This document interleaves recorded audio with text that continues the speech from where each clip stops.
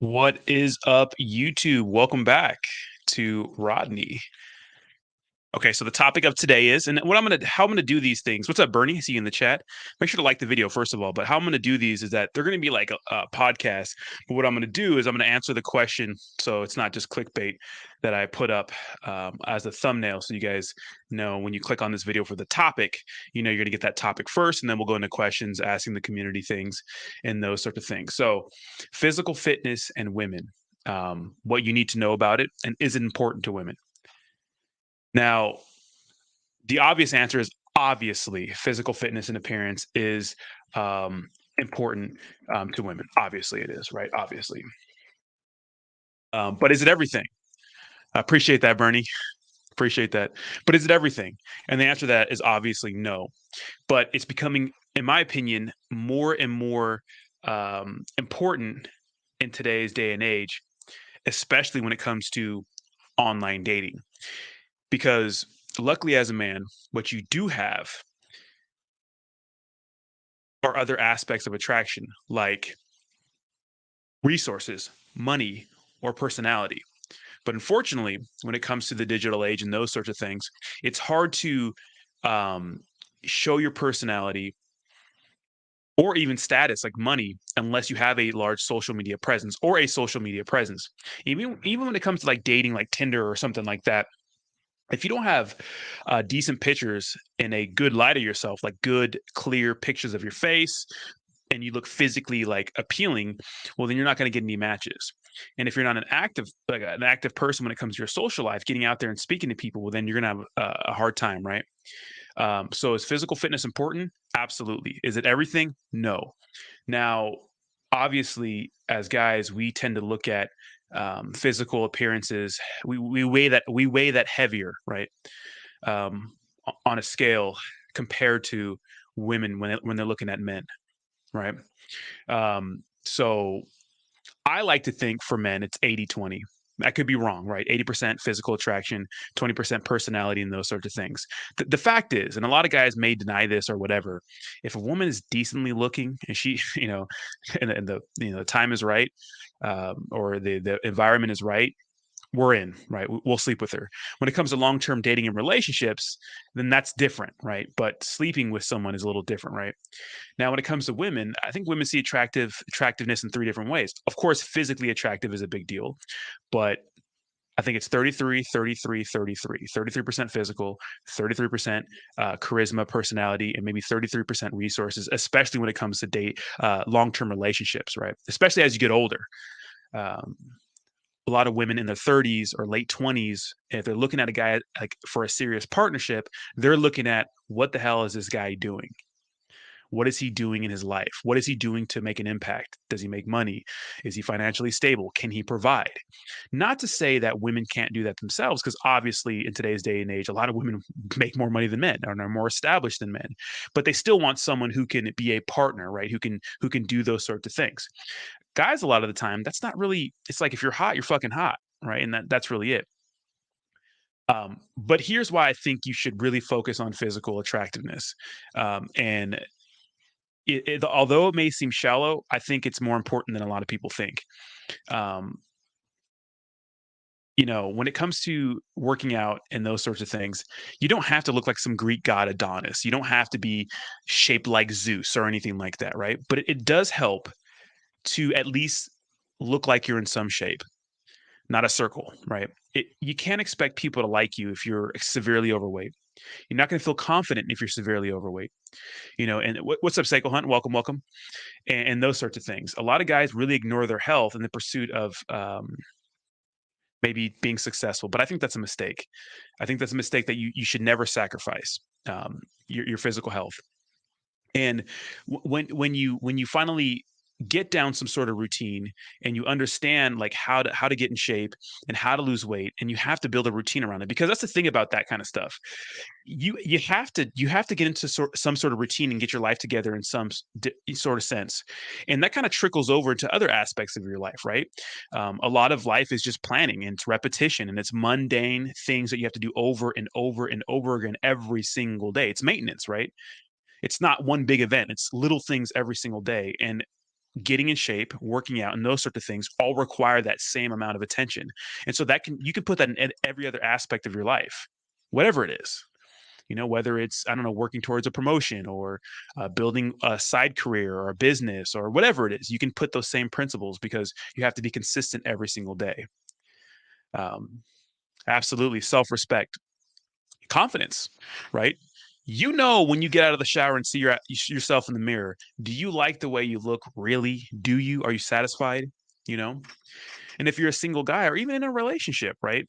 You need that confidence. You want that confidence, and you just can't spawn. Some people are, ignorance is bliss sometimes. And some people are naturally confident, but you got to have something to be confident about. And if you're not comfortable in your own skin, well, it's going to be hard to be confident. If you're a single guy out there, trying to date and you're not comfortable with the way you look for some reason, I mean, there's some things you can't fix, like your height or your face, sometimes you just can't fix your mug, or maybe a tooth gap without um, braces, right? But you can definitely control your weight, right? You could be fucking 5'5" and 50 pounds overweight, or you could be 5'5" and in shape. You get to choose, right?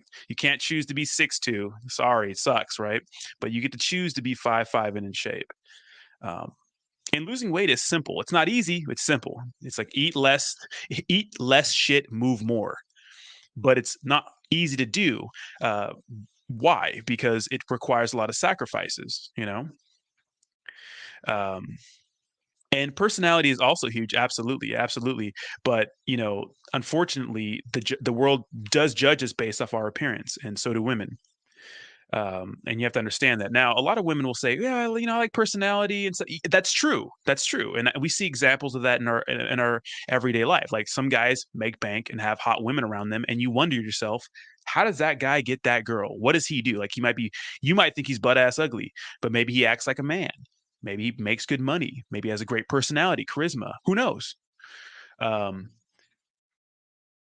but it does help to be physically attractive, especially in today's day and age. I feel when it comes to dating, online dating, and those sorts of things, you don't have an opportunity to show who you are. You could have the gift of gab. You could be good at talking to people, but you're meeting online. You'll never get that. You'll never get that chance to speak to someone in person. You know. Um, Thanks, Bree. Have a good one. Enjoy the wedding. So you have to understand those sorts of things. Appearance is really, really important when it comes to, I think in today's day and age, when it comes to just attracting women and those sorts of things. Like I said, it isn't everything because we have more to offer as men, right? Personality, resources, and that's why again you see a lot of guys with money, they get hot women. Now, here's what I talked about yesterday, that primeval like urge. Like, I don't know about you guys, but when I'm in a relationship or dealing with someone, I want them to like fucking like that fucking guy. That's the guy. He's just hot. That guy. That's how I want women to feel about me. I don't want them to be like, "Oh, he just makes money, he's a provider," or whatever. I want them to be like fantasizing about me. Like, that's the fucking guy. And a part of that is being physically in shape, right? Because no matter what you or I say, or your best girlfriend say, or your best guy friends say, aesthetics, symmetry is fucking appealing to everyone. Everyone. That's why everyone thinks Thor's hot, or The Rock, or someone with a six pack or something like that, right? Or a guy with nice forearms, broad shoulders, right? And especially for guys, it's more prevalent with us, obviously, because we see a hot chick, we're like, yeah, hot chick, I'm in, fucking yeah, send it, you know. And a lot of you guys, your standards are way lower when you're drunk, like so the bar is pretty low for a lot of us, right? But with women, obviously, it's not such a big deal, but it's still a big deal, right? Um, that's why those go-go dancers and all those hot guys with the fucking I forgot what that place in Vegas is called, but that's why girls go there and they take pictures with those guys with their shirt off. Yeah. Uncle Ruckus says, but dude, I see a lot of hot chicks with doo-doo ass guys. Exactly. Exactly. Well, what is that? Why? What is it? That's what I'm saying, is that physical fitness is a big deal, but it's not everything. What is he? Does he make bank? Does he act like a man? Because personality is big. You could be a big buff dude and still act like a spineless bitch. You could be a pleaser. You could be a people pleaser. You could let her walk all over you. You can still be a big buff dude and act like a bitch. You can be a guy with that has money, so act like a bitch. But if you have a good strong personality, well, she's probably gonna gravitate towards you. That's what I'm saying. Like women view attraction in three different parts. Maybe some women do feel secure with ugly dudes. That's actually a good argument. But does she really want to fuck that guy? Be the Chad, not Charles. Be the guy she wants to fuck. And so I think that's the biggest thing is yeah, maybe they settle for guys like that, but that's not the guy that fucking gets that shit fucking, you know what I mean? Be that guy, be Chad, not Charles. Um, yeah, a lot of girls are with guys that who maybe look like doo doo, but maybe they make bank. Maybe they can provide. Maybe they act like a man. So looks aren't everything, right? But it does help, especially if you're dating online. Um, there's a lot of good people out there who do good like Tinder videos, like how to get more matches and stuff. I forgot their names, but they're two black guys. I forgot the names, but they're really good. One guy's like really light skin. I forgot his name. Younger guys, obviously they're super attractive. Of course they're gonna get women online. You know what I mean? They're like good looking dudes in shape, make good money and stuff like that. Have a huge social media following. They're gonna kill it, right? But the same principles apply to guys getting online. Like have good pictures, maybe get a photographer. You know, maybe $100, $200, whatever they charge. Get someone to take good pictures of you. And then have some pictures out with friends. No fucking bathroom selfies and stuff like that. No pictures with your cat, stuff like that. Hard dick and bubblegum, yeah. Or maybe he fucks like a champ, who knows? Maybe he just tears that ass up, dude. Maybe he's just a beast, who knows? But there's examples of that all day, every day. Like, people got money, buy a Porsche, gotcha, bitch. Well, see, cars are interesting because it's almost cliche and corny to lead with your money, and it's a huge turnoff to women if that's all they're there for. And usually, I don't think gold diggers are as prevalent as people think. All women like to know that you're resourceful and you can hold it down and you can provide. I think that's just female nature, obviously. But some women are really hyper focused on just making money, getting through college, um, whatever. I have a friend that I'm talking to right now, and her roommates, one of them in particular, is dating three guys who are rich. She's a sugar baby, you know, and that's what she's in it for. They're old guys. She probably hates fucking them, but she does, because they're paying for things. So there are women who prey on that. But leading with your wealth is really going to turn a lot of women off, especially if they're like ordinary chicks, right? They're just not going to be like, oh, okay, fucking this guy. If you have a lot of status, that's different. Then they'll probably know about you, right? But like when it comes to leading with wealth, that's different. But here's the thing: say for example, you go on a date and things are going well, and you bring her back to your apartment. And she's like, "Oh, well, he has a nice apartment." Like, damn, no roommates, because it's hard to find someone without roommates these days, to be honest, especially in Southern California.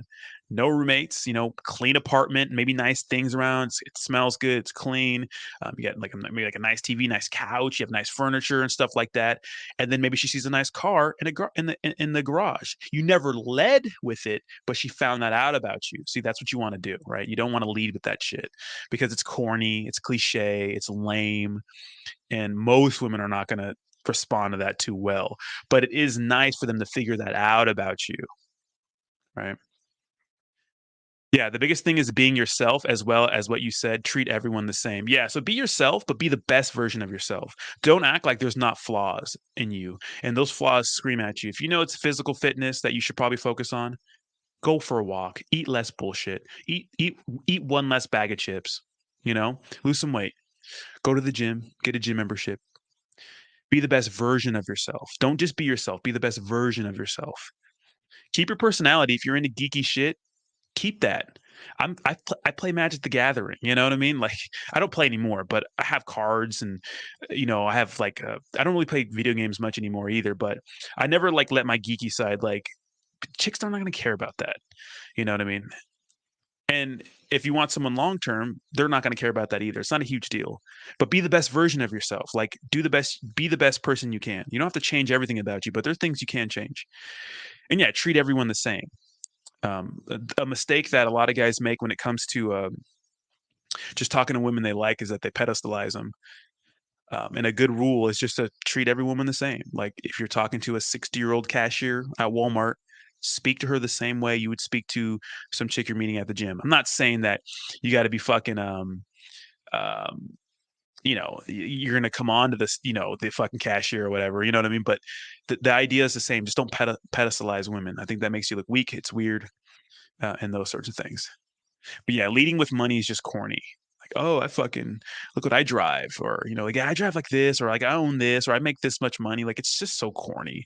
And you'll get women who just want you for that, but I'd rather lead with like, looking good, having a good personality, and then letting her find those things out about you, so but there are chicks that just want your money, obviously. So what's a big army? Women basically say they will marry a guy that works on a garbage truck as long as he treats them well. What the women don't tell you is that never talk to the garbage man and give him a chance. Exactly. A Army. They say that. They say that. Some will, but it depends what kind of quality woman you want. Do you really? What about the women you really want? Usually the women you really want are like kind of hot, and they just don't settle for any guy, right? They just don't because they don't have to. You know. Um, yeah, and I mean the thing is like if you're passionate about something and you're killing it in that, and you're working hard at it, like I don't think it's necessarily true when people say that women don't like guys who maybe like. I think they like guys who have a plan. They're going after the plan and they're not settling. Like truly have that burning desire. But that's so true. And just taking a relationship advice from chicks is just so bad because they're all about feelings.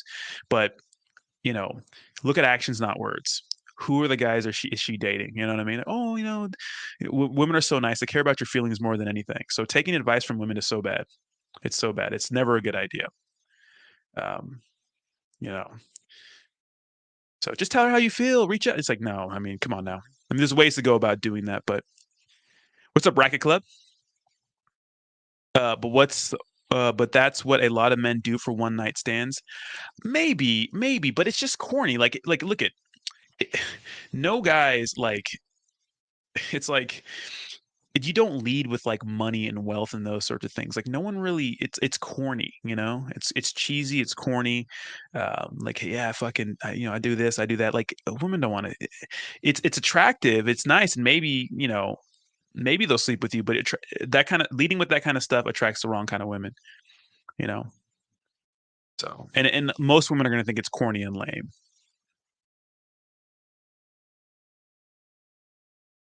Let me see.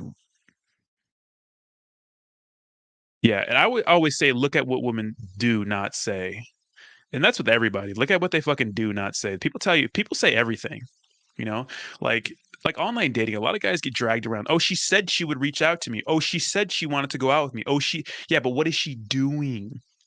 What is she? Look at actions, not words. Oh, she said she was going to call me tomorrow, or she said she would hit me up, or she said she liked me. Yeah, but what is she doing? Is she spending time with you? Is she making time for you? Is she keeping up? Is she keeping up? Up on her word. Look at actions, not words. That's with friends too. That's with anything really, but especially for chicks, man. Actions, not words. People say anything, especially women. They don't want to hurt your feelings, Plus, some guys are fucking crazy and can't handle rejection, so they'll flip out. So I do understand where they're coming from a little bit, but it's still kind of brutal. But physical fitness, physical appearance is important, and you should prioritize it. It's good for you. See, I went on a date with a hot ass Korean chick, and I messed that up big time. I have a funny story about a Korean chick, but what'd you do, Uncle Ruckus? Tell me the tale. What'd you do? Did you lead with money like a corny boy? I got a, I got a, I got out of my way not flex while dating, not trying to attract some future gold diggers. You can tell. You can tell. They ask about that kind of stuff. I mean, it's okay to dress nice, have like a nice watch on, smell good, look good.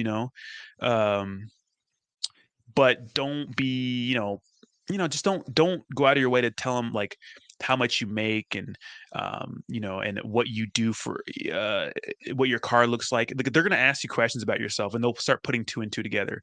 Now look at women like a guy who can hold shit down. It is attractive to them. Women are going to like you for some. All women like the fact that guys can provide. They don't want some fucking loser, and if they are married to a loser, or with a loser, they're settling. Some women have to settle because they have no choice. It's just how it is, right? Some guys have to settle because they have no choice. That's just the fucking way it is. I'll make the rules, but they just do. But women like guys who can hold it down, who can make money, who can provide, who can like have give them some sort of sense of security. That's just a fact of life. So it's normal for even a healthy woman, who's not a gold digger, to want to know about those things, even if that's not exactly what they want from you. They just want to know you can handle it because I just so many professionalized women in San Diego that who are like nurses or like doing some like making 60, 70, 80, $90,000 a year. And that's good, you know, down here. They don't necessarily need a guy to make a bunch of money, but they like that, you know. I got lit and kept repeating myself throughout the date. She stayed for 4 hours. She initiated the kiss at the end of the night, and I just walked away. I'm not looking for ass. I'm looking for a relationship. Wait, she initiated the kiss at the end of the night, and I just walked away. I'm not looking for ass. I'm looking for relationships. Look, here's the thing. You can't go into dating so serious. Everything starts off casual. Everything starts off casual. You can't be so serious. You can't be like, I'm looking for. It's like everything starts casual. Like literally, chicks will fuck. They will fucking get scared of that shit. You scare them. You want to lock people down to a commitment all crazy. Like, dude, stop.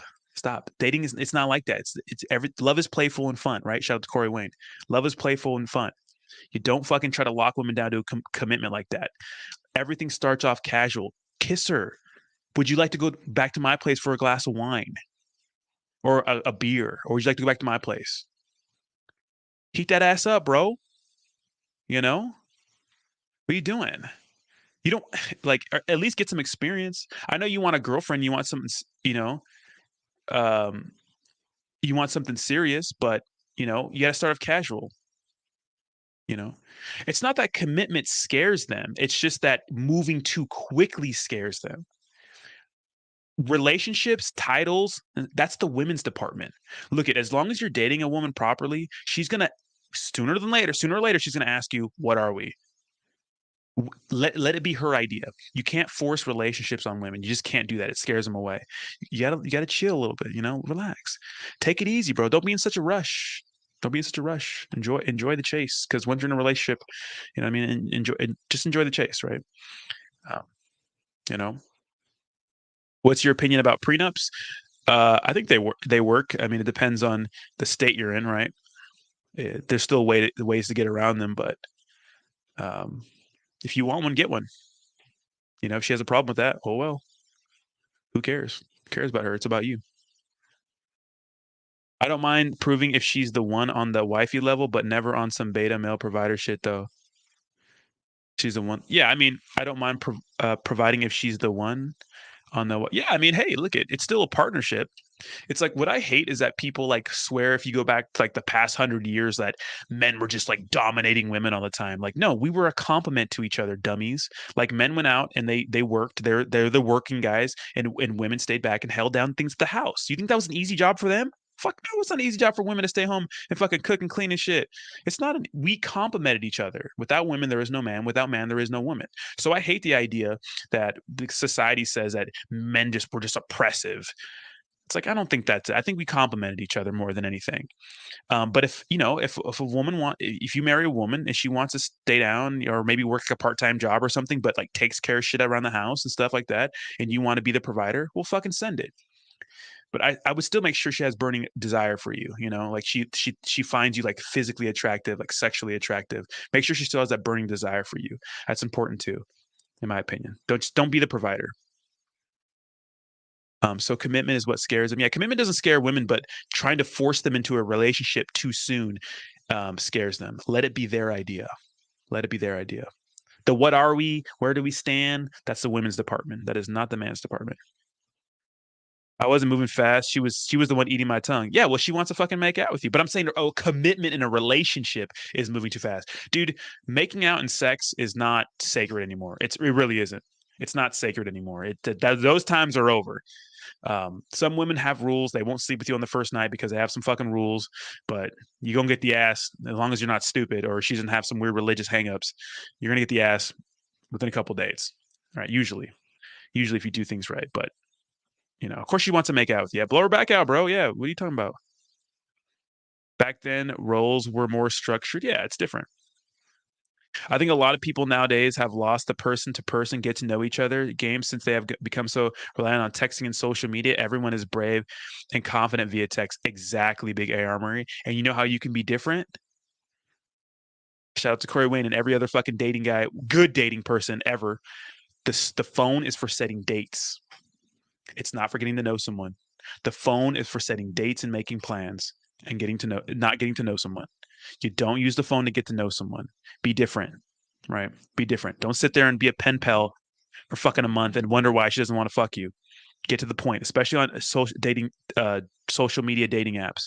Send like, I don't know, 5, 6 messages back and forth, maybe throughout a couple days or a few days, and say, hey, here's my number, or Snapchat, whatever the fuck you're into. I don't. For some reason, women don't like to give out their number a lot these days, but I usually give my number. Hey, here's my number. Let me know when you're free to get together for a drink. I'd like to meet you out.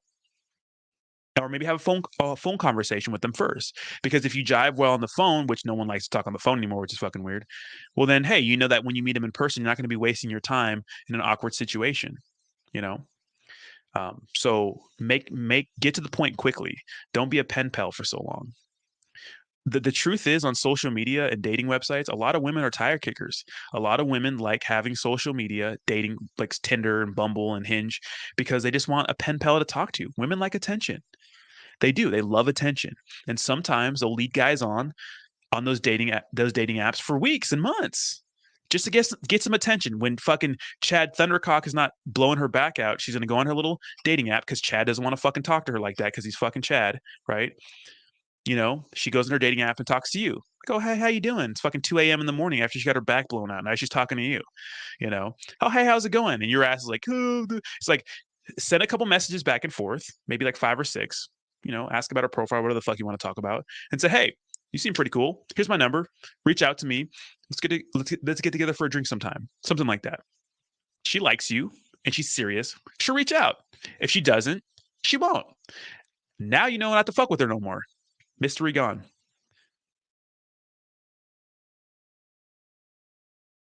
So how do you? Thanks, Mr. Plankton. So how do you know when a girl is stalling and just trying to be nice? When you would know when you know to say just fuck it and walk away. Women only rely on men to be physics. Well, there's signs, right? Like, say if you're on a date and look at women do most of the talking. Do you see what women do? They to their friends. That's what they do. Women talk a lot. That's what they do. On a date, she should be talking 80% of the fucking time. How do you facilitate that? You by asking questions. Be a leader. You're the leader. You're always a leader. Men are the leaders, right? You've planned the logistics of the date to make it a good experience, right? Obviously, for the first date, you're going to meet out for drinks because it's low bar. It's like a low thing, and if you don't like her or if she's not interested, which we're going to get to in a second, how to know if she's not interested, you can go home. You can leave. Say, hey, it was nice meeting you. I'm going to take off. I have some work to do, or something like that. You're not obligated to do anything. You don't have to be nice to her. Sometimes chicks go out with guys because they're bored. Maybe her plans with Chad Thundercock fell through, and now you're the backup. Who knows? But you got her out on a date. You're asking questions. Is she blabbing? Oh yeah, I mean, like, hey, where'd you grow up? Oh, I grew up in Oregon. I used to go hiking and stuff. My mom's from Oregon. Blah blah blah blah blah blah blah. Oh wow, okay. So you're wow. So what do you do for work? Oh, I fucking do this for work. Nah, nah, nah, nah. And then women who like you, they'll ask you about you. What about you? And then you say, oh, you go into a little more, but I did this, but you turn the conversation on her. You keep getting her questions. Excuse me, you ask questions, get her to talk to you, because it's like psychology. The more people share with you, the closer they feel. And women who like you, they'll be having a good time. They'll be drinking. They'll ask you about you. And then if that's a good scenario, like, hey, I know a place around the corner. Would you like to go shoot some pool or play some ping pong or some foosball, whatever the fuck, right? Great. Okay. Now you go meet her. Now you go to another place and you do something physical. Women that like you they'll touch you on the shoulder. They'll joke with you. They'll be having fun. They'll be laughing. They'll be asking you about you. Those are signs you have to pick up on. Women who are disinterested, you can tell. They'll give you, where are you from? Oregon. Okay, okay. Why'd you move to California? Oh, because for school. Oh, nice. Okay. Like you can just tell. Some women are shy, fair, but after a few questions, and why would you want to date a super shy girl anyways? They definitely open up. They open up to you. So hopefully that helps a little bit. That's how you can tell. And they touch you. Like women who like you, they'll put their arm on you. They'll like, oh my God. You know what I mean? They'll put their hand on your leg. They'll try to get close to you. And at the end of the night, you always go for the kiss, no matter what. Always go for the kiss. Always. Always. If she likes you, she'll kiss you. Right. Now, if the date's going really well, say you play some pool. Maybe at this place you can order appetizers. Maybe if it's getting late and you're having some fun, you're enjoying yourselves. Hey, would you like to go back to my place for a drink? Some women who are structured will say, no, not tonight. Some women will be like, yeah, let's do it.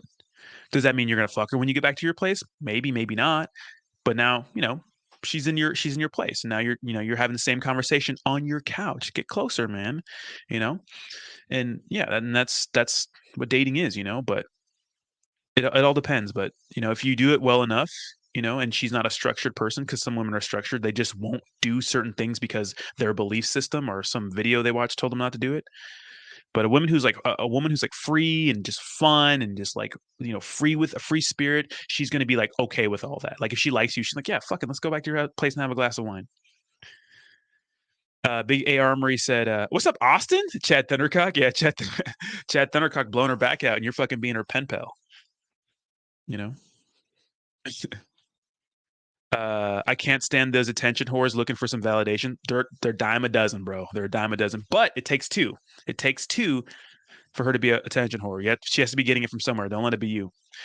I say keep it strictly dickly. Now, if you're dating someone or she's your girlfriend or your wife, of course you give her attention because she's your fucking girlfriend or wife. But if she's some rando that you're not fucking, who never comes over, then no, you're not giving her attention. Why? Because why? You trade. I'm not going to trade my non-sexual attention to be your fucking pen pal. Fuck that shit. Have some respect. Even if she's like the only woman you're talking to, have some respect for yourself. Uh, Big Army says women expect guys to move fast nowadays, so don't spend 2 months getting to know each other before you actually let her know you are physically sex. No, well, women know inherently when they know you want to fuck them. Look at women know when you want to fuck them. They fucking know, especially obviously on dating websites, but they know you want to fuck them. That's why being a friend to a woman for like 2 years and coming out with some feelings after she's married and shit, like, oh no, I've loved you this entire time. She's like, in her head, she's like, fuck, I know, you fucking weirdo, you know. But yeah, yeah, women who like you help you. Always remember that women who like you help you. Always, always. Women who like you help you. Yeah, and like, but as a man, you should be always clear in your intentions. Never act like a friend. Because especially deep down, you know that you're not her. You know you want to fuck her, bro. You know you want to blow her back out. You want her spread eagle on your bed. You know, be consistent, and she knows that too. Be direct, because it does two things. One, you get to the point, and she'll respect you for that. But two, you don't waste your time. Why waste your time? Being stuck in the shadows in the friend zone for fucking months and years, and then finally building up the courage to come out and say something. It's just weak. It's just weak. It's fucking weakness. I need to get a new chair that's not squeaky. I'm working on it. It's weak. It's lame. It's needy. It's beta bullshit. And like, remember, not being like a beta male or alpha male. It's not about like being some brute or some tyrant, but like, dude, just have a fucking spine. Austin says, "What if you're an absolute germaphobe? How do you break the news? Like, hey, clinic, we going to before we fuck? Well, then, hey, some people are germaphobes. Just wrap it up. Don't be a fool. Wrap your tool. Now, if you want to get a fucking STD check before you make out, well, that's just unreasonable. No one's gonna do. Good luck, awesome. But when it comes to like fucking yeah, well, wear a rubber. Do you go back to hers for a drink if she offers? Absolutely. Yeah, if she wants. Yeah, I mean, I've been in situations where it's been around the corner or we're close to it. Like I said, I'll tell you a story about a girl I dated years ago, and it was like when I first moved back to San Diego. She was crazy. One of those real whole grain grass fed, like like she identified as a leaf, like just crazy. But she was a musician, super fun, super open. I thought she was smoking. She had a pixie haircut, which I'm not a fan of, but man, she was fucking body, bro. And we went to a place in North Park, and I did the same little routine I do: meet out for drinks, and we go have some fun. She's like, "Hey, you want to go do karaoke?" I'm like, "Fuck yeah!" We ended up making out at the karaoke bar. We sang a song together, and she lived like 2, 3 blocks away, and we just walked back to her house and did the deal, you know. So yeah, absolutely, absolutely. Uh, Another funny story too. In Portland, I went back to a girl's house and close to a bar too. But Portland, man, chicks are a lot easier there. They're like harder to deal with long term, but when it comes to getting to just sex, it's a lot easier. One girl, she took me back to her place, dude.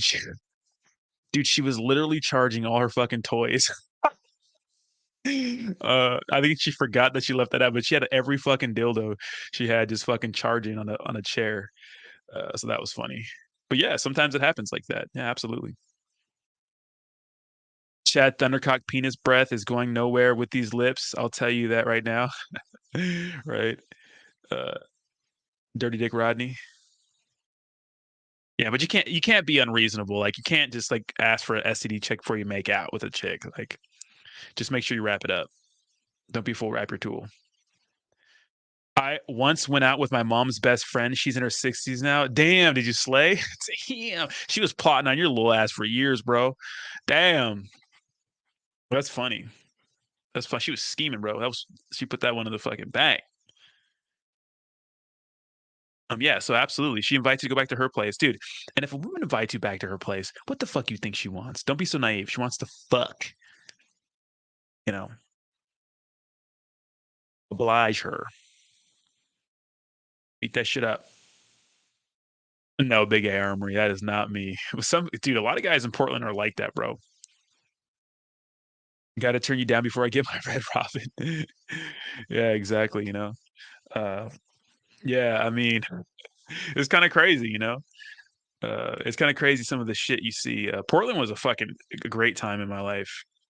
Dating was so easy there. It's just like long term relationships were never really good because of just the ideals like a lot of these women have, But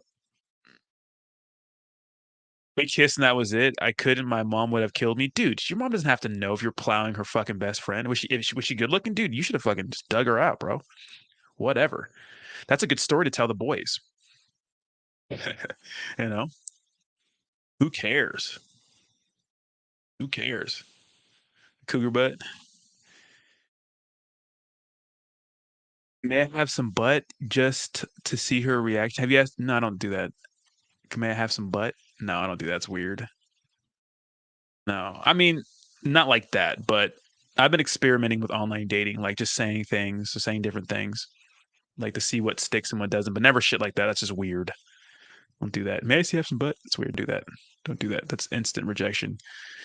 Pussy gets drier than the Sahara when you say shit like that. Look at when you're talking to a woman, she knows you want to fuck her. It's not a secret to her. Any guy goes up and talks to her, she's like, oh, this guy wants to fuck me.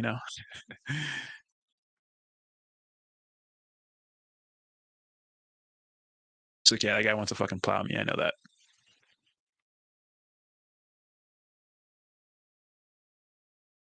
So I mean, it's not a mystery with chicks. They just know inherently they know you want to fuck them. So, but yeah, man. I mean, Birney, it's like I know she's your mom's friend, but if you thought she was hot and she was 60, some old ladies take. What's funny is that I have a good friend who's actually he's actually moving down to San Diego, but his mom is hot. She's older. We call her Silver Fox. She's just hot, bro. I remember when when she first came to visit, we're like, damn, damn. What's up with Mama Bear? Silver Fox. Sometimes, bro. Sometimes. That's like Uma Thurman. Uma Thurman looks so bomb now. A lot of people might not like that, but I like me some Jennies. So, and Uma Thurman could definitely get it. I don't give a fuck. She is timeless. What if she's hot as fuck, but her punani stinks? Well, that's up to you, bro. I mean, if it stinks, bro. If you can smell it through the pants, then I'm fucking sorry. But once you're already at that point, it's too late. Just fucking plow, bro. I don't know. It's up to you. You want to kick her out and everything? Just don't. I mean, if it's unbearable, because like that's just gross, bro. Oof. Yeah, I got a ton of funny stories, but I won't tell that one. But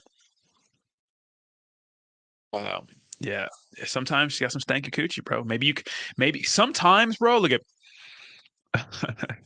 Okay, let me tell you another story. Okay, so I was dating someone, and the date was going well. I think that when a lot of women go on dates, they don't expect it to go well. And so they don't expect to end up back at your house. So they think they just do whatever. Like maybe they don't shave their troncha. Maybe they don't fucking take a shower down there. Or maybe, it's that time of the month. In this particular scenario, the girl I was talking to wore shoes, like those shoes with no socks.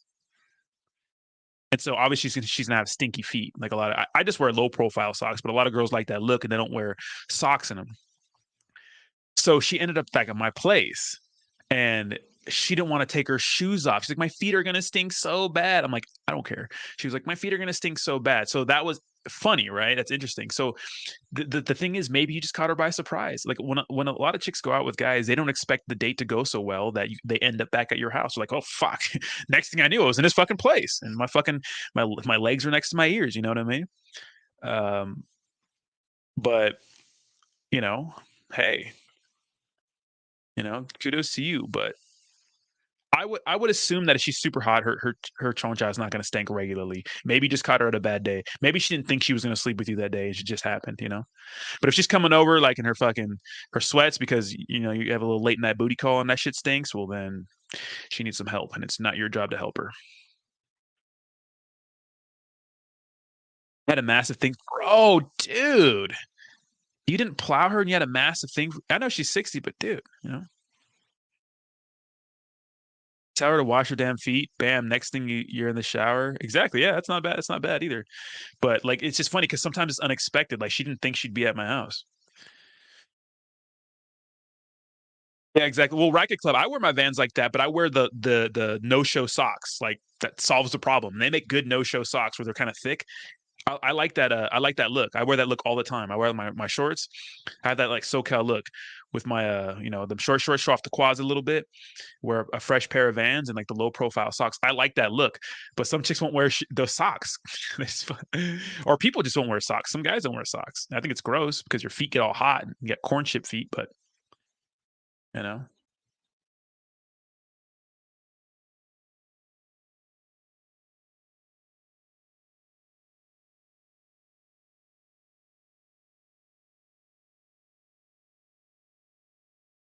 yeah, they do no shows. Respect has always been a big thing for me, and I respected her too much. Bro, she wants you to fucking dig her out. What do you mean respect her? She wants you to respect, dude. She wants you to respect her with your wiener. What are you talking about? Respect her. She wants you to fuck her. That's like the ultimate sign of respect. You're doing something for her. What are you talking about, bro?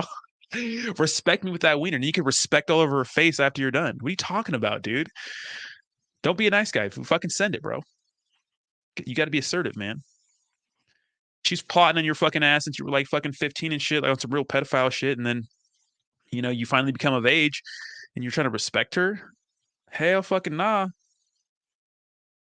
But Bernie, she wanted to respect you, like spreading them cheeks. Fuck yeah, bro. She wanted to do a double backflip on that wiener, bro. You should have obliged her. You ever seen Inglorious Bastards? Oblige him. I know you don't like Will Smith, but this feels like YouTube Hitch. I've never seen that movie. I've never seen that movie yet, but I heard about it though. Right? He's like he's good at giving advice, but he can't like find a girlfriend or some shit. Stanky feet are probably worse than a stanky cooch. I don't know about that, bro. There's some wiener suplex.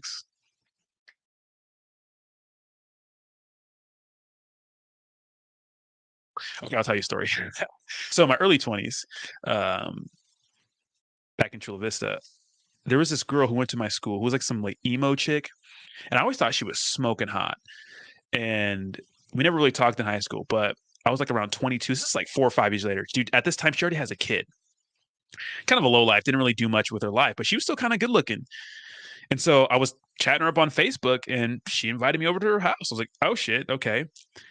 But obviously we're gonna fuck in my car in front of her place. So I pull up, she comes to my car, and she is shit canned, like and she has a bottle of wine in her hand. She's just completely shit canned. I'm a little drunk too. Shouldn't have been driving, but I was a little drunk too. And no, this is not recent. Absolutely not. Early 20s. And I'm not gonna. First of all, I'm not gonna have car sex. It's just no. Why? Why do that unless it's like you're in a marriage and it's some spontaneous shit, some hot shit. But I'd rather not. Um, First of all, she's absolutely fucking shit canned. And dude, that shit stank so bad. I had to like be like, you know what? Well, what I said was, I was like, hey, you're really drunk and I don't feel comfortable. But I was kind of lit too, so I didn't really matter. It didn't really matter to me because I know her and we spoke before. But dude, that shit stank so bad, bro. It was like smelly. And I just said, hey, you're really drunk. I don't think we should do this and stuff. And she got all embarrassed because like girls don't like to get rejected like that. And we were in her back seat and everything. But that shit was just too bad. It was just gross. It was disgusting. And then my friends called me skunk knuckle. Long story. My shocks aren't good enough. What's up, Gigi? She was probably getting all hyped up because she was about to have the best of both worlds. What was it? Oh shit! Yeah, exactly. Yeah, it's as bad as it sounded. That was funny. Skunk knuckle. Yeah, shit was gross.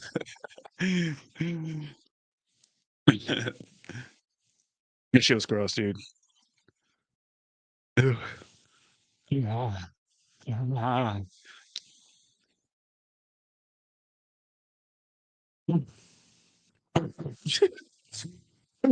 Still remember like it was yesterday. I had a Kia Spectra back then too. I was up in the Kia Spectra plowing.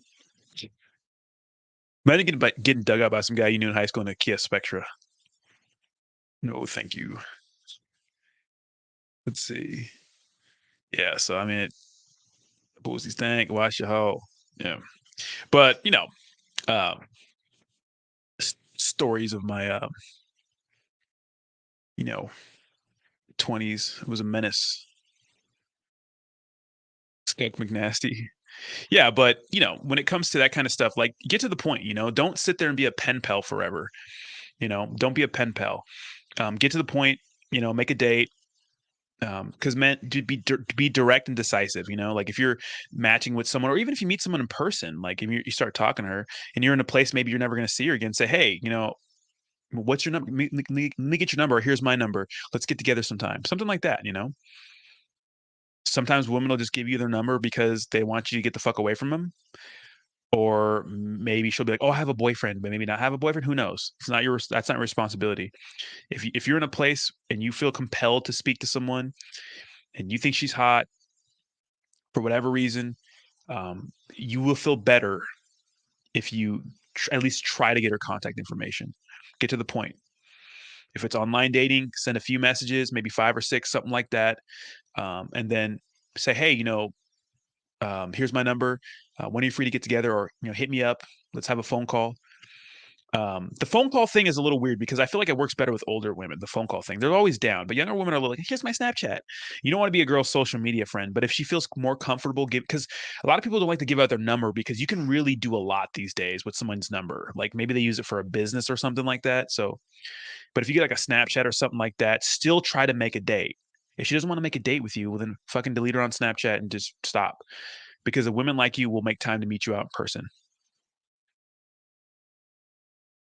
Yeah, it's gross. Awesome. Hooked up with a girl at Auburn in my very early 20s. I went to find smelled so bad. I actually got washed my hands and left. Sometimes, bro. Sometimes. Yeah, early 20s is tough. But usually like, mid 20s, late 20s, you're not really dealing with chicks like that. You know, usually hygiene's important. Same thing for you. Wash your stinky ass. If you're having a booty call or going on a date and it's like after work, take a shower. Go home and take a shower real quick. Wash your nuts. Even though you don't think you smell, a long day of work, maybe you took a dump at work, and then going out on a date, like just go home and scrub your ass. Just get it between your ass, scrub your nuts. You know, so hygiene is important. Hygiene is so important. I don't know. There's so many guys who are like older and they just fucking smell like they're just dusty, smelly balls, smell like crap. You know, some cologne on, or at least put some deodorant on. You don't have to smell. But physical attractiveness, um, touching on the topic again, you know, um, it's important. It's important. Is it everything? No, obviously not. There's many examples in our lives of guys who are not physically attractive um, with hot women or just women. But there's other factors like personality, charisma, and of course money, resources, those sorts of things, or status, right? Status. Even if there's an ugly celebrity guy, he might be able to pull because of his status. Like a guy you think like, ugh, like if he's like, say for like, I don't know, like Jack Harlow, right? If Jack Harlow was just a regular ass guy, it'd be hard for him to get chicks, right? Harder than it would be now, I would say. But like he has good charisma and he has insane status, so he's gonna kill it, right? And he's Jack Harlow, like that kind of guy. Like he's gonna slay. So status is important too. And don't be mad at that. Just accept that. That's how women are. That's how women are, right? Just accept that. But physical attractiveness does help because women are lying if they say they don't like muscles and abs. They like muscles and abs. Now you're not gonna be some fucking Mr. Olympia, obviously, but get in shape. Get in shape. Uh, got to be squeaky clean. Don't want to have troll dick. Exactly. Clean your nuts. My friend Mike was banging her girlfriend in the next bed next to me, and he said that girl I left started bitching, and her friend told her to get lost and kept. Wait, what? Damn. It's funny that comedian always asks the crowd if anyone has been with a squirter. Some stories are so funny, dude. Cracks me up. Oh, I know who it is. I know who it is. Yeah, that guy's so good, isn't it? Like, he's like the fat guy, right? The fat, like balding guy. He's so funny, bro. He's coming up too. I forgot his name though, but he's good. I'm subscribed to him. Dad bods aren't it then. Look it. Dad bods aren't in. Being in shape is always in. But, you know, it just happens. But let me tell you, it's always better to be in shape. Always objectively. Yeah, dad bod. That whole dad bod movement fucking yeah, yeah. Until she sees Thor, it's like, oh my god, or The Rock or someone like that. Why is her response like that with those superstars? They ain't got no dad bods. You see a dad bod on those motherfuckers? No. Oh my god. I don't like those fucking forearms and those broad shoulders. I fucking don't like that. Come on, come on. You know it's true. It's like you. Like mom bods, yeah, okay. Or Scarlett Johansson butt ass naked. Hmm. Huh. Obviously, we're more physical creatures, but still. I think you should do a poll. Dude, actions, not words. Women always want to protect your feelings. No, it's okay. It's okay.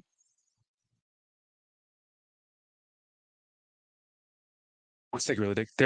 There is a hot chick much younger than me at the gym, and for some reason she always smells like chicken soup. Maybe she just fucking loves chicken soup, bro. Maybe she just goes ham on those chicken flavored cup of noodles.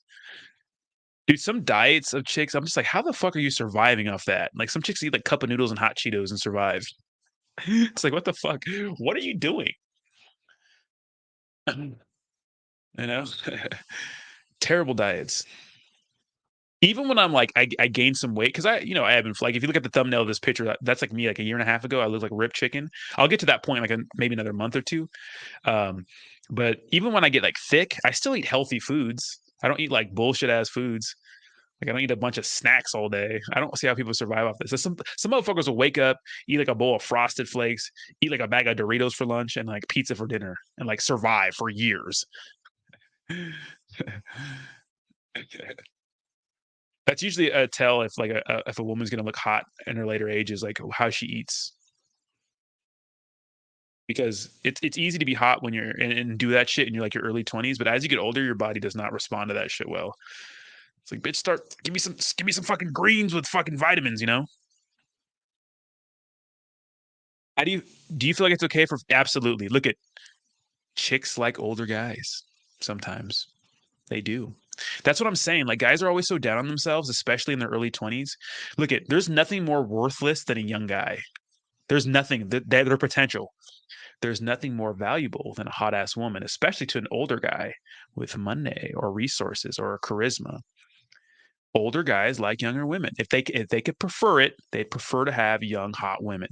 And women in their early 20s, mid 20s are smoking. That's their prime. Obviously, there's exceptions to the rule. Some women are hotter later on, but most women are the hottest in their early 20s. I personally think younger chicks are easier to deal with and they're more fun, my opinion. But absolutely, it's always okay. If it's legal, it's okay, in my opinion. And it's preferable. That's what I'm saying, guys. Like, don't feel down on yourself. We have the fucking trump card, man. Why? Because you have so much time to get in shape, figure out your money situation, and work on your fucking people skills. Like, you have time, but you gotta do it. But you have time. Don't feel bad.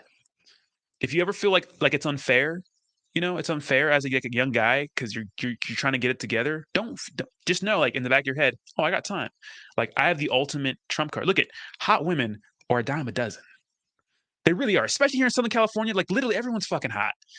But a successful man that makes good money, who's in shape, takes care of himself, that's rare. Way more rare than a hot woman. Way more. So just know that. You're the rare person. If you're 50, successful, you got money, yeah, you're fine. I got a chick that wants to get to know me. She's 25 and I'm 35. Yeah, fucking send it. Why wouldn't you do that? I mean, unless you don't like her. You need protein. Yeah, you gotta get protein. I would have protein with every meal, Mr. Plankton. You don't have to be fucking religious about it, but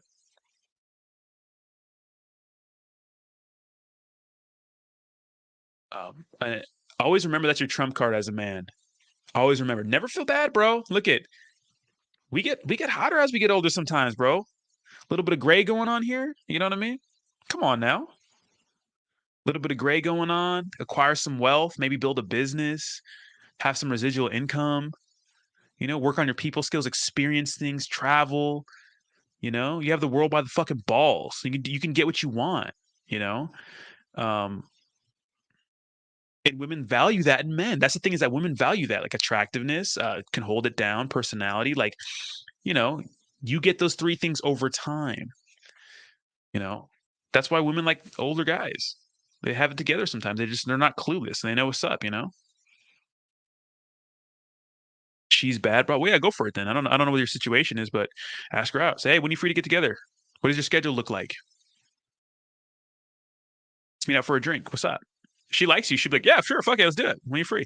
I'm free fucking Thursday, Tuesday, fucking Friday, fucking all next week, whatever. Uncle Ruckus on the same age, 25, is that sweet spot, like those old ass Wilson Hammer rockets. What? You're fucking wild, bro. Wild.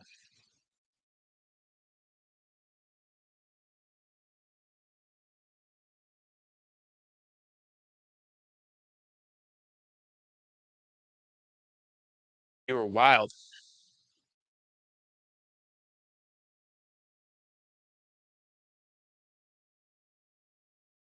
You are wild.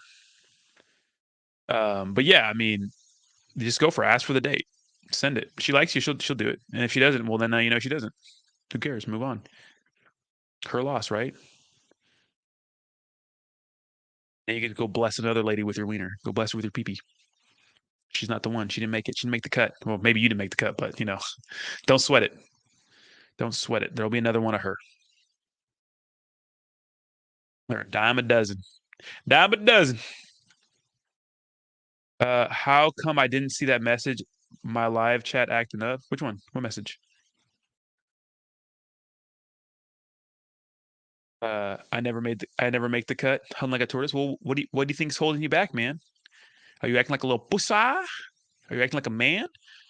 Do you feel like you're not confident in yourself? What's wrong, man? You can fix things, man. You can fix it. Hung like a turtle. You can fix it, bro. Whatever it is. Whatever it is, you can fix it. You gotta put the work in, man. Whatever it is. Oh, you didn't see that? I just turned the live chat on right now. Didn't realize.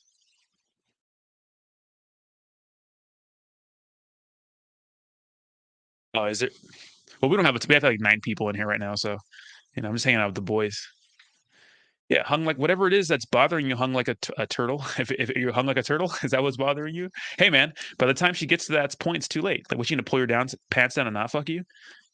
You have a little wiener, a little ween dog, you know? Just be good at oral, you know? Figure it out. Find a way. So sucks, but you know, if it's personality thing, if it's because you're like insecure or if you feel like you're overweight or anything like that. But good night, Bernie. Thank you so much. I appreciate you, man. Thanks so much for hanging out.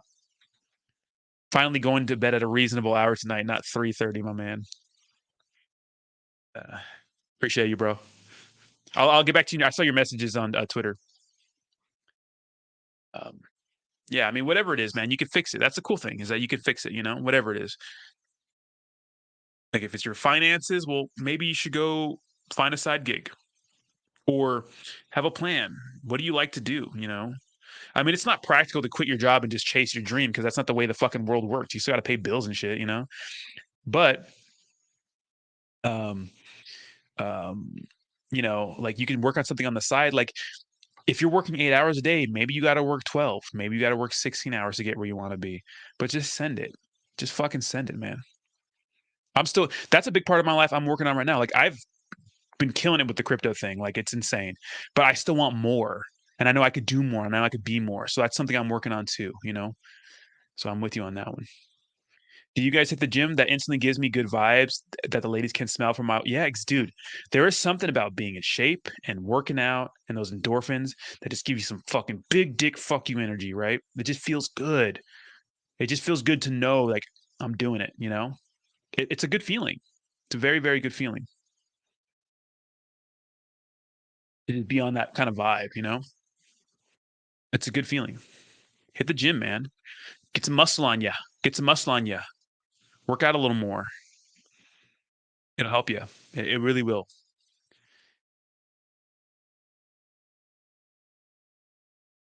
Gotta go to the gym. I'm big as fuck, but not too fat. Well, if you're big, you're probably just a bigger guy. Maybe you're tall and you have good genetics for building muscle. Hit the gym consistently. Don't worry about diet right now. Worry about hitting the gym. Like people try to do too much. Like I'm gonna fucking drink a gallon of water every day. I'm gonna change my diet. I'm gonna go to the gym every day. It's no, no, no. One thing at a time. One thing. When you try to do too much, you end up giving up.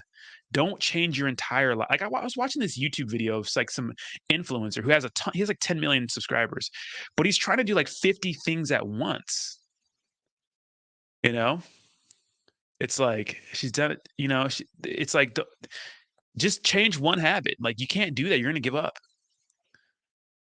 Um, feeling so just work on going to the gym. Get a gym membership. Go in there and work out. Follow any fucking fitness influencer you see on YouTube. They're all pretty decent. Follow their workout routine. Obviously, take it easy, but compared to them, because if you can't train like a bodybuilder because you're not a bodybuilder. So, the best feeling is when a girl does a double take when walking by. Go talk to her. You know, hey, what's up? Excuse me, do you have a staring problem with a smirk on your face? Obviously, not a fucking. You got a staring problem? You know, hey, do you have a staring problem? Excuse me, that little smirk. You know, something like that. One guy I knew did the snake diet and drank his piss every day to lose weight. Not from what the fuck? Yeah, ignore that guy's weird, dude. Losing weight's like not no secret. It's just like stop eating so much bullshit and go move more. It's no secret, but everyone makes it a secret because everyone wants it to be easy. So when you make it a secret and sell some program, people are like, oh, that's all I got to do this, and they end up doing some weird shit. So don't do that. It's weird. I feel like R. Kelly's bed sheet every time we hung out. Dude, fuck that, bro. That's weird. Those are some fat. Like, let's do the keto, bro. The fucking low carb edit. It's like just fucking follow a diet, dude. Just eat. Make sure you get enough protein. Eat less calories than you're burning, or excuse me, than you're burn more calories than you're eating, and you're gonna lose weight. That's a law of thermodynamics. Like thermodynamics, I think it's called thermogenic. I don't fucking know, but that's what you have to do, right? There's no fucking secret. Like literally, people make it like a secret. Like, oh, you gotta do this secret thing where you fucking only eat cookies once every 5 hours or just juice. It's like, why would you fucking do that? You're not gonna eat cookies forever. Just eat a regular ass diet. Take out fucking your Doritos and your soda and your chips and all the candy and bullshit you eat. Replace that with like food, you know? So this is my diet. Maybe I should do a full day eating for you guys. I was thinking about doing that. So my diet in the morning is I eat a cup of oatmeal close to it with some berries in it, some Splenda and some cinnamon, and that's what I eat. Oatmeal and then 4 eggs. Seems pretty normal and cheap, right? Very normal and cheap. And for lunch or before my workout, I have a banana and a protein shake. I just get protein shake, put it in a water bottle, put some skim milk in there or almond milk, shake it up, drink it, eat my banana, go to the gym. When I come back from the gym, I make the rest of my food for the day, which all I eat every day is I get ground beef, rice, black beans, and I would do green beans or broccoli. And I cook that in a pan. Of course, you got to cook everything separately. You can't throw it all in there like a stir fry, right? You cook everything separately, right? And then I mix it all in together, and I have like a big thing of like slop. I eat that like for the rest of my meals, and I know that's how many calories I need throughout the day. Regular ass food. Okay, all right, hung like a tortoise. I'll do that. I'll do that. I'll do that for you guys, and I'll upload it on this channel. It's super easy. It's super easy to understand. It's not hard at all. It's just that people overcomplicate things because that's what sells. Like if people told you like it was that easy, they're like, oh, see, it's simple, but it's not easy. That's the difference. It's simple. Like it's simple to know what to do. It's just hard because it takes self-control. It takes self-control not to go out on a Friday and get fucking give us receipts too, like on how much it costs. It's hard to skip a Friday night and going out with friends. It's hard to skip that. Like it's hard to like, oh, hey, let's go out and get fucked up. And you're like, yeah, let's go do it. Like literally you go out, you drink a couple beers, and what happens? You drink like 10 more beers, and then you go out and get Mexican food after, or whatever food after, and then your whole diet is ruined. You know? If you're on a mission, you're on a mission. Who cares what your friends want to fuck? If you have good friends, they'll respect that. Like, dude, I want to lose weight, man, or I want to build muscle. Like, and going out every Friday and getting fucking ripped, and fucking, stoned or drunk. It's like it's not good for you and your personal goals. Friends who are good friends will understand that you're on a mission. And if they don't, well then fuck them. You don't need those friends. Yeah, the Racket Club guys. Yeah, meal prep is where it's at. Look at you can skin it. How many ways is to skin a cat, or whatever the fuck the saying is? Get it done. Get enough protein. Make sure you're not eating too much bullshit. Calories in versus calories out. If you're losing weight, if you're trying to build muscle, you just need to be in a little bit of a caloric surplus. If you're a newbie and you just started working out, you can literally go pick up a fucking glass of water 20 times and you're going to build muscle, right? Just get in the gym, do some basic ass workouts. Thank you. But if you have the time, send nudes and we can call. Thank you. But if you don't have the time to send nudes, and we'll call it even. What are we talking about? I'll do a video of me of that. If I don't get enough protein, I turn into blob. Yeah, protein's good, right? Protein's satiating, so it makes you feel full longer. And it obviously you need protein muscle synthesis to build muscle, right? So it's the building blocks. Like when you break down your muscle, especially if you've been working out for a while, you need protein. If you're like a newbie, you're going to just gain muscle, you know. But even when losing weight, you can do vodka and antioxidant. Yeah, exactly. Look, check this out. It's calories in versus calories out. For example, if I have a friend over and I want to have a drink, I have a bunch of White Claws in my fucking fridge. I know that White Claws are 5% alcohol. It's like a Sprite, and they're 100 calories. So if I know that tonight I'm going to have a friend over and I want to drink 3 White Claws, well, I need to save room in my diet for 3 White Claws later on. That's how I track things. Now, it's a little different when you go out to a bar because you don't know how many calories are in a beer, and you don't want to live like that. You can have those nights where you go out. Just don't overdo it. Like the thing is, if you have to get to a goal, you have to make sacrifices. If you're getting to a weight goal, you want to lose weight, you have to make sacrifices. You spent the last fucking 5 years of your life getting fucking turned up. Stop for a couple months so you can hit your goal and lose some weight. And then when you get to your goal weight, well, you can do more things. You know? Yes, you can. Just make sure you plan for it. Make sure you plan for but you got to be strategic about it. You can't go out and fucking drink 5 beers and eat Taco Bell and wonder why you're not fucking losing weight. It's like, dude, you ruined your whole diet in 1 week. Like 3,500 calories is one pound pound of fat. 3,500 calories is 1 pound of fat. Over a healthy way to lose weight is 1 pound a week. But if you just start like losing weight, you're going to lose more than that in a week, right? So expect to lose a lot more. But you could literally, I could eat 3,500 calories easy. I could drink like 5 beers and go have a big ass fucking burrito and some fries. And that ruined my entire week of working out and losing weight. That's just how it is. So have a balance. And if you're active, you can eat. Obviously, if you're super active, you can eat more. Like, say, for example, you're going to go out tonight and probably eat like 1,000 extra calories.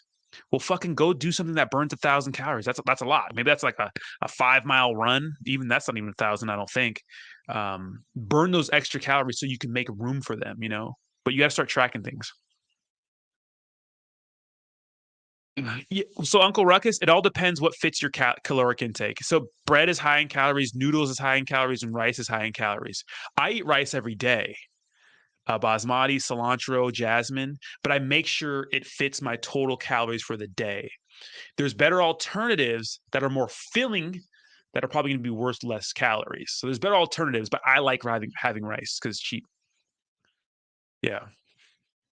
You can have cheese too, just got to count it. But yeah, cheese is one of those dangerous things.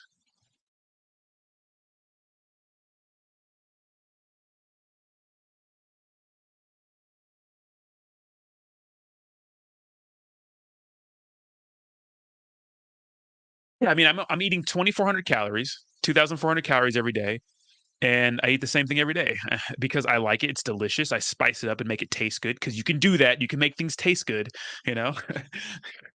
You can make things taste good, and still like you lose weight.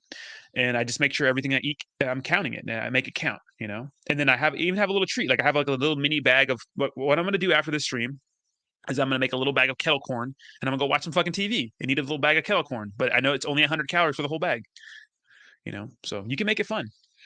Like sell your diet for Saitama tokens. Yeah, nah. Yeah, you got to get creative with it. Like if you want to diet down and you're eating like chicken, rice, and broccoli and like bland foods, you're not gonna stay. You're not gonna stay. Make it nice. Like in my oatmeal in the morning, I have Splenda, I have cinnamon, I have frozen berries in there because it cools it down too, and then I put some sugar-free syrup in there, and it fucking smacks, bro. My oatmeal fucking bomb. It's like I don't even know how it tastes so good. I'm like, damn, this shit fucking. Is this fucking good for me? But it is. And then my ground beef, cilantro, lemon rice, um, green beans, black beans. My mix that I make, I put the sriracha garlic chili sauce in there and a little bit of soy sauce along with steak seasoning, onion powder, chopped up garlic. Dude, that shit slaps. So it's so good. It's so good. It's very, very good.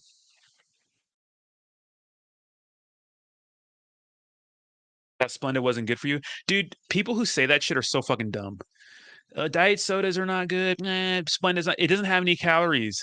Those people are the biggest mouth breathers. Look at diet soda is better than regular soda for you. Why? Because there's no fucking calories. So you can drink a diet soda. The only thing I'd be careful with is drinking diet sodas that are caffeinated because they still have caffeine late at night. They'll fuck up your sleep. So get like Diet 7 Up that doesn't have caffeine, Diet Sprite, Diet Dr. Pepper, Diet Coke. That stuff has caffeine, but it's better than regular soda. People say, "Oh, it tricks your body," and they think it's that's not true. No one believes that. It's just people say that to scare you. Look at those people's diet. When people say dumb shit like that, look at them and be like, "Yeah, you don't know what the fuck you're talking about." Yeah, diet sodas are fine. Replace all your sodas with diet sodas, and you'll see some instant fucking results. Because, dude, diet sodas are just sodas in general. Or I don't drink any soda except with Diet Coke. I love Diet Coke, but I drink it every now and then. I could drink it every day and be fine because it has no calories. I just don't choose to. But dude, if you drink like a can of soda, I think it's like 130 calories for a can of soda. Like, and if you drink like a big ass cup of soda from like McDonald's or something, that's like 700 calories for a soda. For a soda, a big pack of ground beef is 700 calories. It's like, what? To me, it's a waste of calories. Like, why not eat some solid ass food? You know, don't drink your calories. That's a mistake. You eat more food. You gotta make sacrifices. No one that looks good all the time, that's like over 30, drinks soda every day. They probably don't drink soda at all, unless it's diet. So if you're young and shit and you're like active, then you probably drink a lot of soda and bullshit. But yeah, yeah, it does sound. It is good, Uncle Ruckus. I'll send you the recipe tomorrow. Yeah, I mean, you don't need to be 3% body fat. That dude eats about 8K calories. I mean, it depends what he does. There's no he's eating 8K calories a day and maintaining. Some people are genetic freaks, but 8K is still a lot. 8K is like some strongman shit. Some people are genetic freaks, especially if they're like African, right? Some people are just lean all the time, but the reality is the majority of us are not like that. The majority of us are not like that. We're regular people. We gain weight and lose weight. You know, some people are genetic freaks. Like Michael Phelps eats like 12,000 calories a day because he trains so much. Um, the strong man, I forgot his name, but he eats like 12,000 calories. It's insane. Like these motherfuckers eat, bro. Yeah, and 3% body fat's too much. I'd say a range to look good between 15 and 10. You're gonna look really good. 15% body fat to 10, you're gonna look good. He's a genetic freak. Yeah, some people are genetic freaks, bro. Sometimes, especially when they're young. Rodney, this might be off topic, but do you ever meditate? Sometimes I need to do that to break the monotony of the grind. Yeah, I do. But this is the way I do it. This is how I meditate. It's kind of crazy. Lately, I've been doing the same thing. This might be a little TMI for you guys, but I ice my knee after the gym and I lay back and I close my eyes for like 20 minutes and I do my Kegels. Kegels is like contraction of your pelvic floor, like you're squeezing your ass and then your pelvic muscle. It helps you with stronger erections and helps you last longer in bed and control your orgasms, and it gives you better orgasms. I know it seems weird, maybe TMI, but as a man, it's good, and it's good for prostate health and longevity, and you shoot bigger loads. So you know what I mean. It's a win-win-win-win-win situation. So do some Kegels. I do 300 a day. I do it. I don't do them every day. I do them on my workout days. So just because I have like a rest day, but I do meditate like that for at least 20 minutes, something like that. I just think about other shit. I know it's crazy, but it's good for you, man. It's good. Dude, dick health is important, dude. Dude, getting an erection, like a good one, like over, as you get older in life is like it's a fucking like, you have to be into some Zen shit. You know what I mean? You have to be in some Zen shit. And if you guys are watching porn, stop. Stop it. Stop. It's hard, but just stop. Trust me. Trust me. Just stop. It'll be good for you. Don't be beaten off every day, too. Yeah, I'll put a video for you guys on here. Um, this is a good one. It's on how men can have multiple orgasms. Let me see. Multiple orgasms. Orgasms men. And you could literally have multiple. You think I'm fucking playing? I don't think I'm playing. It's true. Just practice this. Yeah, but stop watching porn though. I'll tell you that though. This is good. It's a long video, but watch this shit when you can. You don't do everything he says, but yeah, I'll put it in the comments. How to become a sexual master. This guy knows his shit, bro. He's a little Chinese guy, but he knows his shit.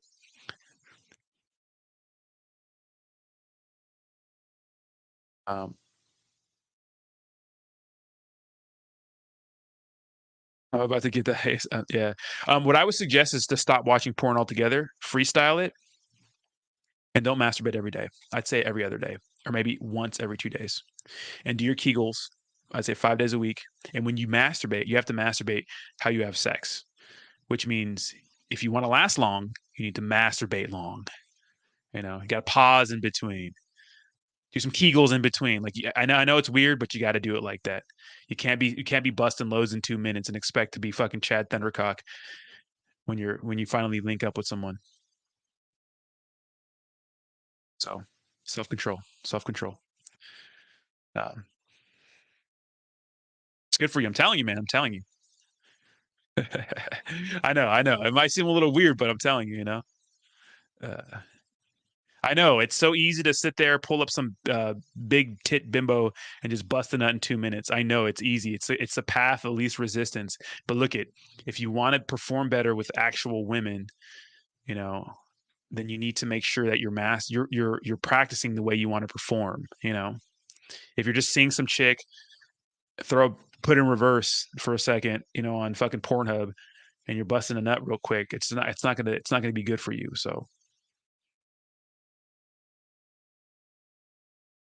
bigger loads, better chicks. Yeah, you know, it's a lot to do. I mean, you don't have to incorporate in your. He talks about some other things to do. Now, I wouldn't suggest holding back your loads. He talks about doing that. I don't really do that too much. But definitely the Kegels, and then definitely when he says like when you angle off, you're supposed to like kill the nerve tensions on your dick if you're having problems lasting longer. But I would just say jerk off the way you want to perform. Like if you're gonna be fucking, you can't bust a load. Like I said, you can't bust a nut in 2 minutes and expect to last like a long time when you're with someone. So the path of least resistance is a fulfilling life. Is an unfulfilling life. That's true, right? So do the work. Do the work.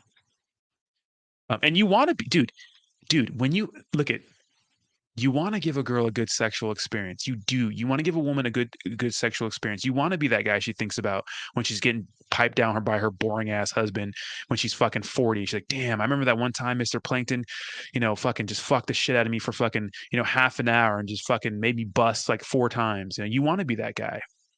Be that guy, you know? Get some practice in, man. Like you want to be that guy. And so you got to practice. You got to practice.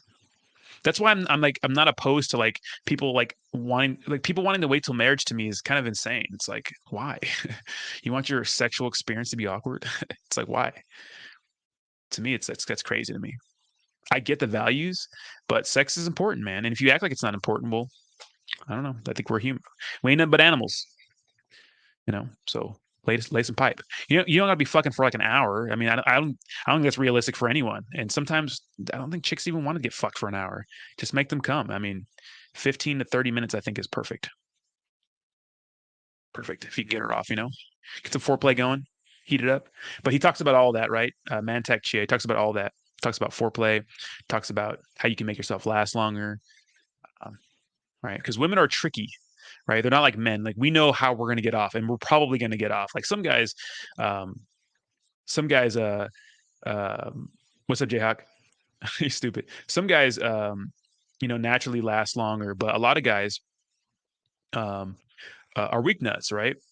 And so you got to make sure you get her off first. And all women are a little different, right? Complicated. So watch that video. Listen to that guy. He knows what he's doing, right? This is what he does for a living. And pipe it down, right? Because in 40 years when she's dating Jayhawk and she's getting some boring ass dull sex, she's gonna think back to Rodney when I'm piping her up, digging her out, and she's gonna be thinking of me, she's gonna be getting banged in Jayhawk's Toyota Corolla, 2001 Toyota Corolla, and what's up, GJ? How you doing? That's how dudes get left behind. Got to pipe it down, right? Yeah, give her an experience, man. You got to practice like you perform though. It is a good video though, for sure. You guys got to check that out though. So that's my meditation. That's what I do. I do my Kegels while I ice my knee 5 days a week. Get that pelvic floor strong. Control your nuts. Control your nuts. Yeah, exactly. Yeah, saving it to marriage to me, it's like it's ridiculous. It's ridiculous. And if you're dating someone like that, you want to date someone who's structured like that. Like I'm saving it for marriage. Is she saving it for marriage for you, or is she saving it for marriage for everybody? Because she thinks you're a square and she wants to just put her pussy on a pedestal for you, or is she just a virgin? Like think about that. I'm saving it now. Like, okay, is that all you have to offer me? Is that why you're saving it? Are you not more than just some pussy? So you have to think about that too. You want to be the guy she's down to fuck, right? But some girls are just structured like that. But don't date women. That's boring. Boring. Goodbye. You can't even control your bladder. Dude, I drink so much water. I'm always hydrated. Cheers. Morning and coffee and crypto, I drink like, I don't know, 30 ounces of water before, right when I wake up. And then I drink like half a French press of coffee. Like I'm gonna be pissing. Yeah, exactly, Racket Clip. Yeah, man. I mean, you gotta get in her head too, you know what I mean? Yeah, physical fitness, guys, is important, and it will help you with your sex life too. I mean, um, a lot of guys like, they're self-conscious about themselves. Look, if you don't like how you look when you're getting out of the shower, you can change it. You can change it, right?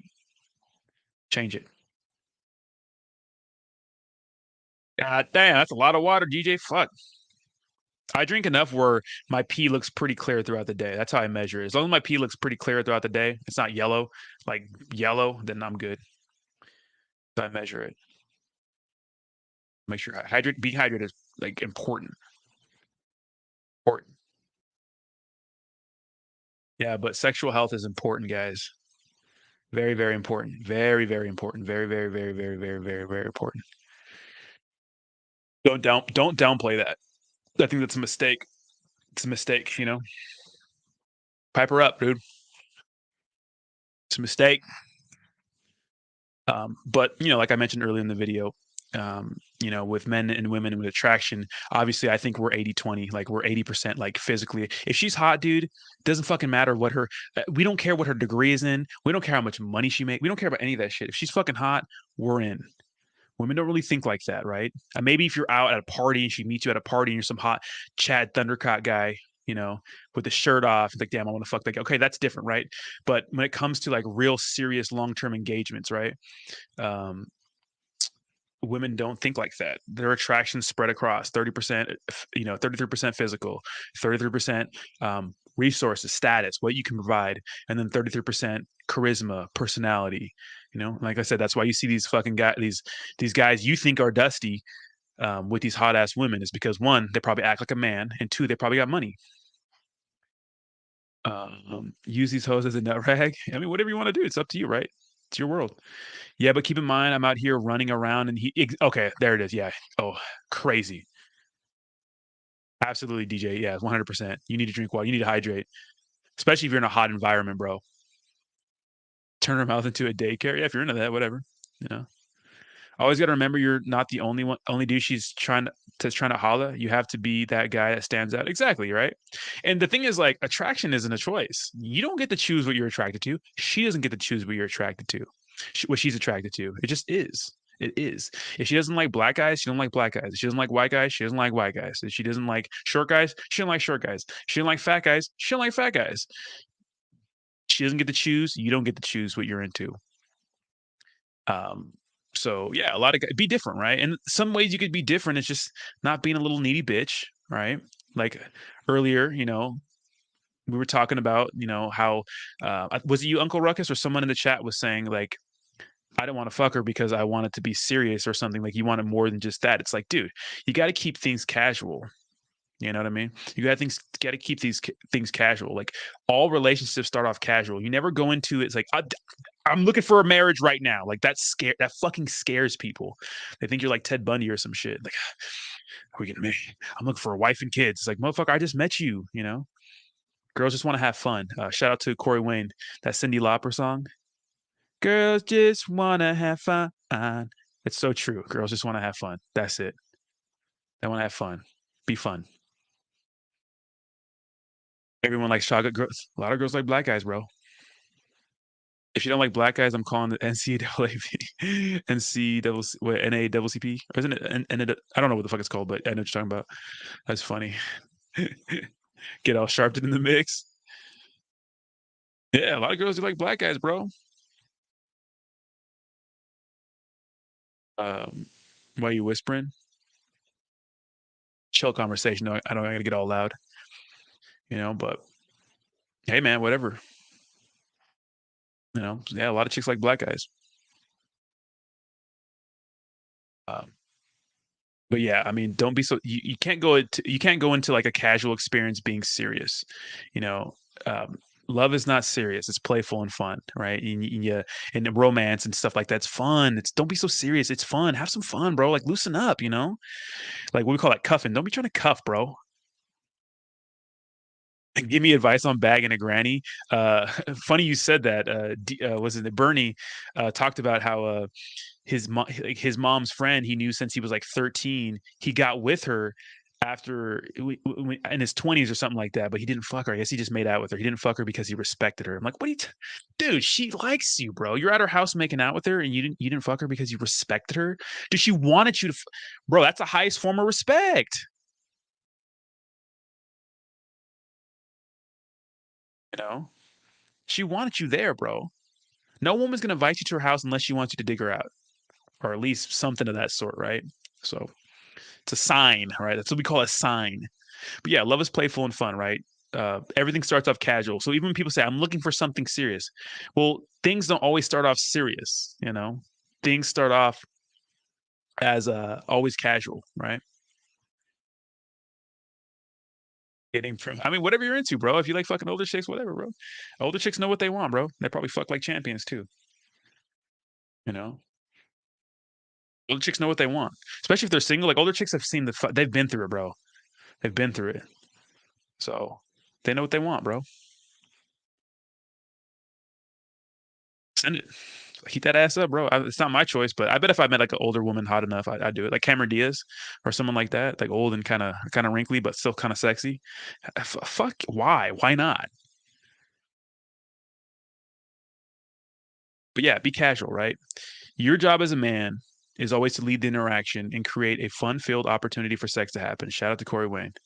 That's it. Your job is to lead things back to sex. That's the highest form of romance right there. Right? Having fun, being lighthearted, joking, playing, shooting pool, throwing darts, interacting, dancing, whatever it is. Hey, would you like to go back to my place for some drinks? Right when you get back to your place, what are you drinking? I got wine, I got beer, I got three different kind of. Why? Because you're a fucking man and you have this shit planned out. Come on, you gotta have drinks, man. What are you drinking? Oh, I drink. Do you have any rosé? Sure do. You know. Do you have any beer? It's always weird. I would say, oh, that's weird. You want beer? Okay. You know. And then when you're at your home, same thing. Turn on some music, chat a little more, get closer, you know,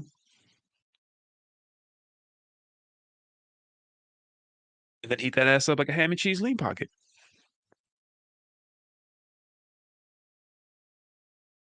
Well, wrap it up, Jayhawk. Don't worry about that. It's easier said than done sometimes. I feel you, bro. But wrap it up. Keep keep Bernie away from the retired home. Damn, Bernie the opposite of R. Kelly. Yeah, we going to her place. Ain't gonna be no wet spot in my goddamn bed. Nah, you gotta invite her back to your place. I mean, some women will invite you back to their place, but I like my places. I like my because dude, sometimes women don't have their fucking like. If I'm going out on a date, like I expect, like, hey, I'm gonna be here later on tonight. That's my even if it doesn't happen, that's my outcome. Why? Because if it's a good date, I'm always gonna ask. I'm always gonna go for a kiss. Always on a date, I always go for a kiss at the end of the date. And I always, if it's going well, I always ask, would you like to come back to my place for some drinks? And she says no the first time, and we're still out and the night's young. We'll stop some fun and I'll ask a little later. And if she says no, well then I'll say no. Because some women are structured. They don't want to do that because they don't want to seem like a hoe. Like, oh, if I fuck him on the first night, he's not gonna like me, head ass, you know? Which maybe there's some truth to that, but I mean, I don't care, you know. So uh but I always expect it to happen. So my place is clean. I don't have roommates, so I don't have to worry about any of that shit. But if you have roommates, make sure they're fucking out of the house or like not cock blocking. Say, bro, I'm coming home. I'm gonna text you, and when I text you, make sure the living room's clear and clean, so I can have some privacy.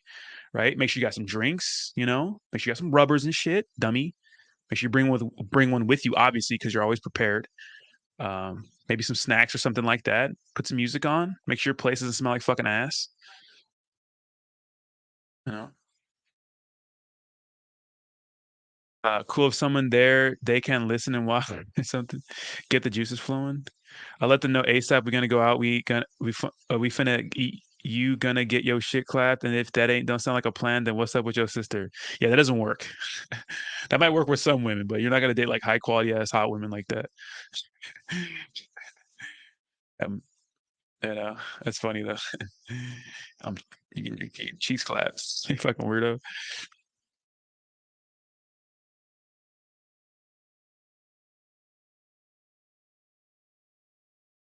Is one rubber enough? It should be, you fucking weirdos. Bring a couple just in case that shit pops or something. But unless you're using some fucking free ass condoms from Planned Parenthood, you should be all right. Buy some Trojans.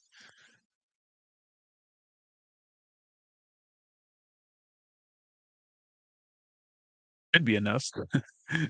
But I would bring an extra. Just you never know. Sometimes that should be popping. Bring two. Why not? If you're at your place, well then you're there. You're at the spot. You're at the spot for them. But use it. Don't bring it just for don't use it for good luck. All right. Some guys, bro. Thanks for the luck. Just fucking toss that shit. Put it on, dummy. I know it sucks. I know you can't feel shit, bro, but whatever. Fucking thin ones. Get the thin ones. The thin ones, they all suck, right? They're not. They're all garbage, right? We all know it's not as good as hitting a raw. We know that, but if you don't want to have babies or be paranoid about having, unless you have some Plan B on deck, and make her eat it. Hit her with the noodle sauce packet, the real quick. Oh, he's putting it on. Nope. Hit her with the noodle sauce packet. That's fucking funny. Nope. Dude, be a fool. Wrap your tool.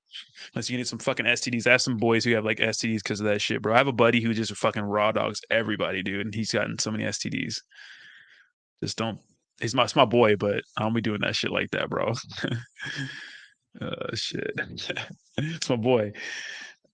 I have a lot of boys, so you never know which one, so I can say that, but couldn't be me. I can't go for that. But did they die? Yeah, we can have a little fucking mini me. Fuck that shit. Fuck that shit. I mean, you could believe her if she says she's on the pill, and you can do what you want, but yeah, but your job is to always get it to your house, right? To bust and beat them cheeks. That's your job. Um, you know, but they do suck. But what's up, Bree? They do suck, right? They're terrible. Who likes to wear those things? Boo! But you probably should. I know in the moment it seems like a good idea, but that's not you thinking. That's your other head. Uh, you know. I know you might think this is a brilliant idea. I'm just gonna fucking send it. No, because in the morning you're gonna be like, "Fuck! Why did I do that? Fuck!" When you're a little drunk and having fun and stuff, and super horny, and she's spread eagle. He goes, "All right, whatever. Never fails." Hey, Bree in the chat, you know what time it is? Jayhawk. Jayhawk, thirstiest community member. Yeah, but don't be a full rapper tool. All we missing is Mullen. You guys are wild. You guys are wild. But yeah, physical attractiveness. Do not pretend like it's not important. It's important. Get in shape. Stop eating so much shit. Put the fork down, god damn it. Go take a walk around your block. It's free to do. It's free to do push-ups. It's free to do sit-ups. It's free to do squats. You know. The past four songs have been couple slow dance. I'm bored in it right now. Oh, you're at the wedding, right? This is a good way to spend your time. Fuck that wedding. That shit. You better find a honey at that wedding, Bree, and slay. The slay tonight. My neighbors probably hear me fucking talking all vulgar. I don't give a shit. I have cool ass neighbors, but what's up, ASMR fan? How you doing? What's up? What do you think about emo girls? Emo girls? You mean like the style? Some are hot. It's cool. Oh fuck. um, no one really like 30s, like you would say emo. I don't know what that means. I mean, they don't like dress like that and shit. If they do, it's a little weird, Hey, smart fan, what's up? We're talking about a successful conclusion in the bedroom. That should be the aim of every date, right? We're at the wedding. Let me see what's happening on YouTube.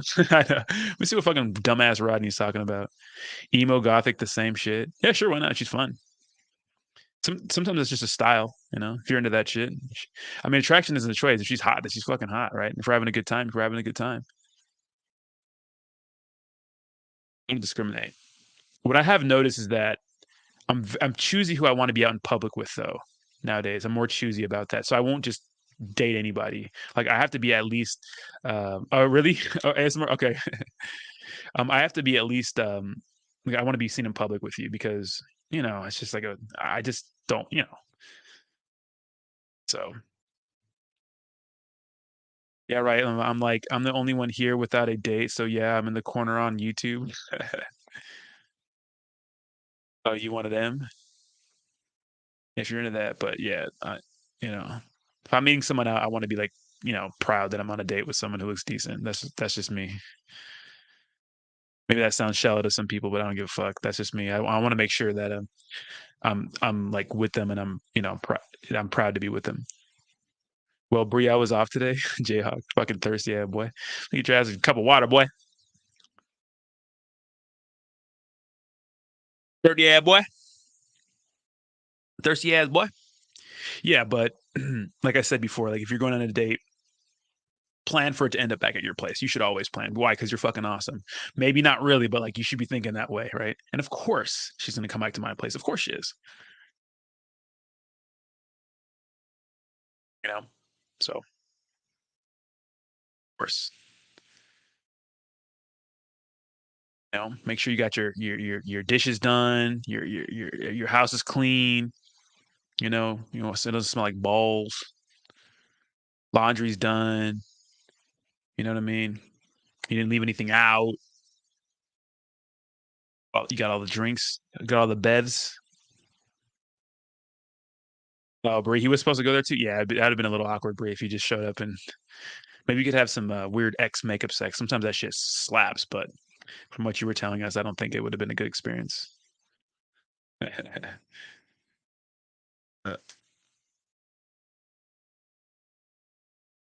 yeah, but you always want to make sure, yeah, you have everything planned out. Don't wing that shit, man. Don't wing that shit. And if you have roommates, like I said, make sure they're gone. Like, dude, I'm coming home at I'm texting you. I'm gonna be on my way home. Have the living room. Do me a solid, bro. Don't be in the fucking living room, fucking playing Xbox. Just give me this night, bro. Just hang out in your fucking room. I'm bringing fucking whoever over. We're gonna start. We're gonna hang out on the couch, have some drinks and shit, and then probably dig her out later on that night. But just don't be a cock block, dude. Because man, I fucking hate friends like that, dude. I remember I had some roommates before, dude. They were just so fucking gross, man.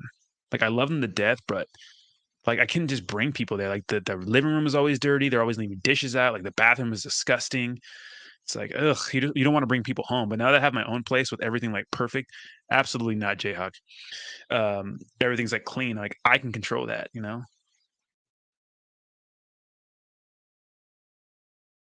Should be your mindset either way. Yeah. I'm bringing home a show, like a smoke show. Yeah. No, he was supposed to come before I broke. Yeah, I knew that. I know that, Bree. But it would be awkward if he just showed up now. After you broke it off. He probably just. I think he's gonna. I think he's gonna sit on the sideline for that one.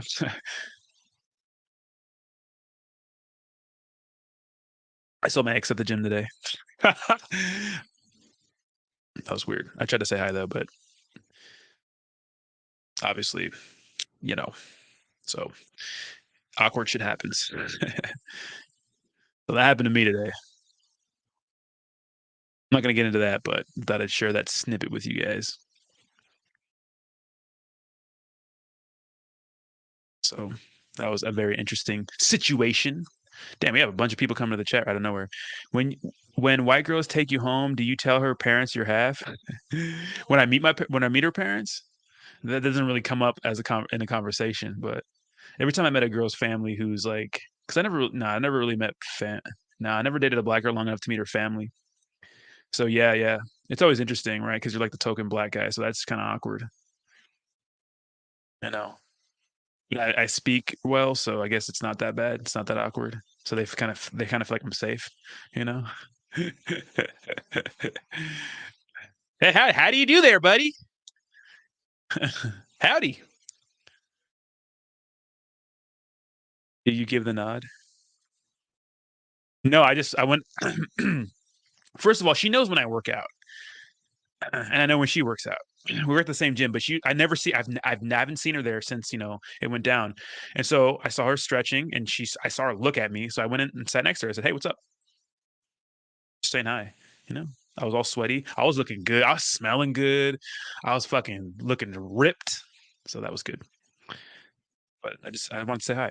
So there's no hard feelings in my part. But she wasn't too happy with me. But that's reasonable. But I just wanted to say hi.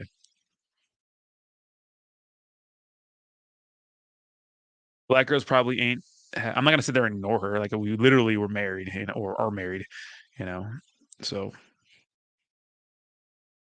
I, you know, I say hi. Oh, maybe no. It's fucking weird, you know. Ronnie had the raw ball smell, dude. I was fucking smelling good, bro. I always wear cologne to the gym. I'm always smelling good, bro. That's one thing you're never gonna catch me smelling bad. I'm always smelling. Even if I look dusty, I'm smelling good.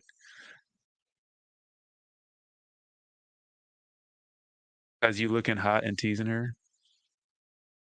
I'm getting in shape, man. I look way different. I look way different than I did 2 months ago. Way different. I'm getting so lean. My muscles are popping out and shit. I feel good, man. Teeth all white. Such your ass up, J-Hop.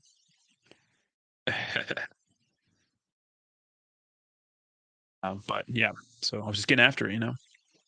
It was awkward, but I didn't. I'm gonna say hi. I literally went up while she was stretching, sat right down. What's up? You know, that's just me though. You know, I'll do shit like that. I'm not gonna be all awkward about it. We're all adults. Having a mutual respect for people is good. Kudos. Yeah, absolutely, absolutely, absolutely, absolutely. Of course. Botox for my forehead lines. I like my forehead. Like, I don't care. I like my forehead lines. I always smell like lotion. I love it.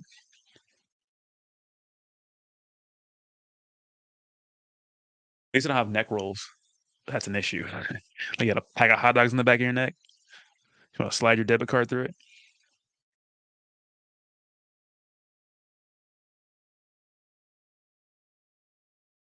Yeah, but I always try to smell good. You know, got some good ass cologne.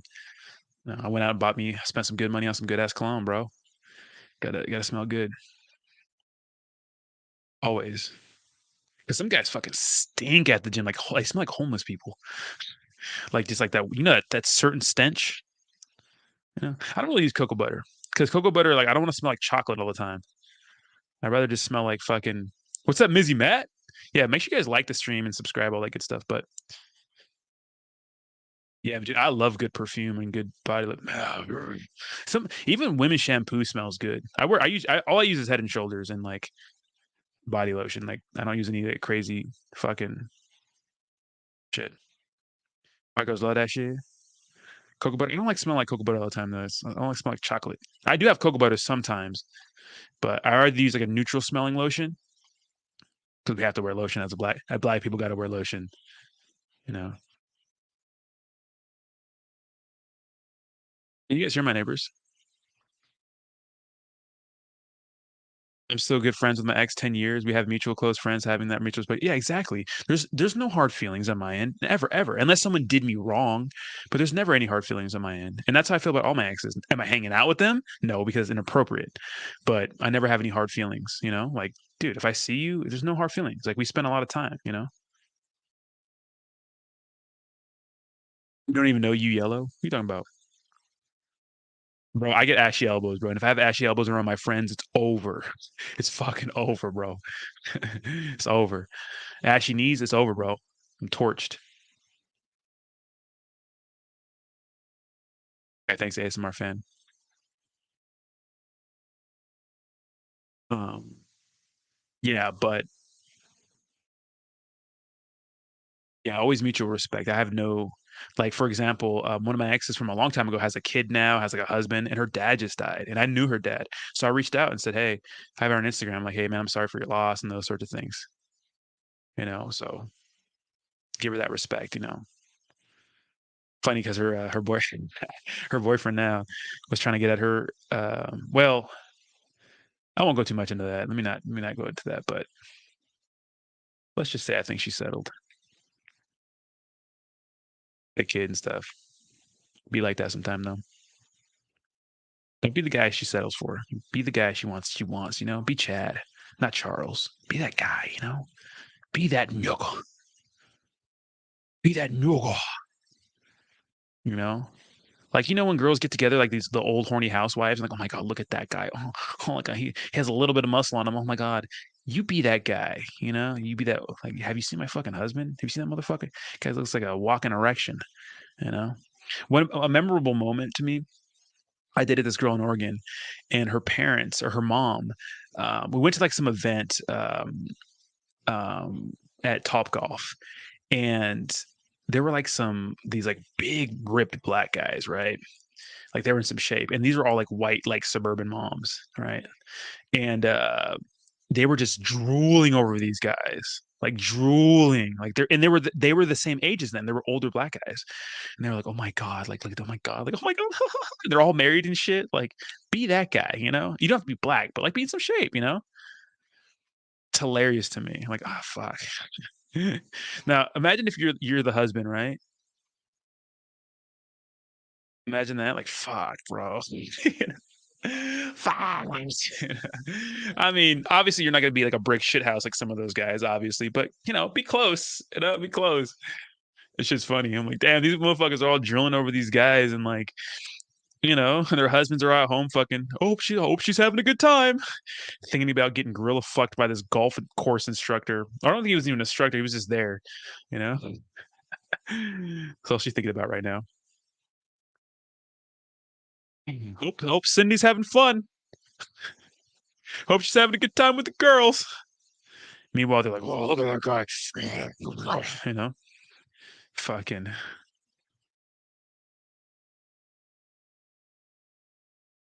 And it's not even black guys. It's just hot older like hot guys. Like girls just drool over. I'm like, damn, that guy's hot. Like the Thor or the Rock or other guys. Like they like that shit. Obviously, you're not gonna be the Rock, but like just be Chad. Be the guy. She's like, damn, my husband's in shape. He fucking pipes me down. You know, makes bank. All that shit. Whatever it is. Make your wife's friends jealous. Like, damn, fuck, man. You show up to a fucking party, you're like all in shape and you're fucking clean cut, you smell good, and her husband rolls in his fucking Hawaiian shirt and his flip flops with his belly hanging out, and you're like the big buff guy in the room, Yeah. Ah. I've been told my ass is black, but that's a different story. I cannot confirm or deny that statement. Jayhawk. Nah, it's black guys. We don't age white people. Age like bananas. Cargo shorts, huh? Rolling in with the cargo shorts, the fucking flip flops, and the Hawaiian shirt. Like, bitch, you are not in Hawaii. You on vacation right now, bitch? Or you at a fucking party? Howdy. Put her there, pal.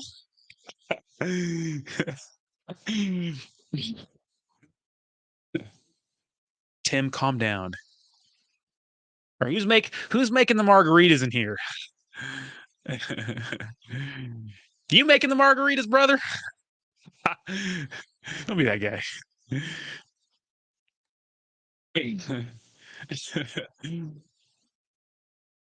Okay. I mean, you could be that guy, but like, own it. Oh shit. Who has the snacks in here? Gotta get me some food. Them Hawaiian shirt guys get all the cheeks in Texas for real. No, I doubt it. Maybe because they got money. Like I said, I'm talking to someone right now who has a roommate who literally has three sugar daddies. Three. And these motherfuckers pick her up in supercars. They're getting cheeks, but like it's getting used too. So I mean, if you like that transactional thing, you like that transactional form of relationship, that's fine to you. But just know that she's using you for your money, which is fine if you're clapping them cheeks. But are you really fucking her? You really fucking her, or is she just like dealing with that shit? Because she has to. I mean, all clap and believe that. Them Hawaiian shirt guys get all the cheeks in Texas. Yeah, I got money, bro. See, money's the great equalizer. That's why I said in the beginning of the video, is physical fitness important? Yes, but it's not everything, right? It's important for online dating, especially. But if you can show your status and your wealth somehow in like a non-cocky way, um, you know, Chicks like that too.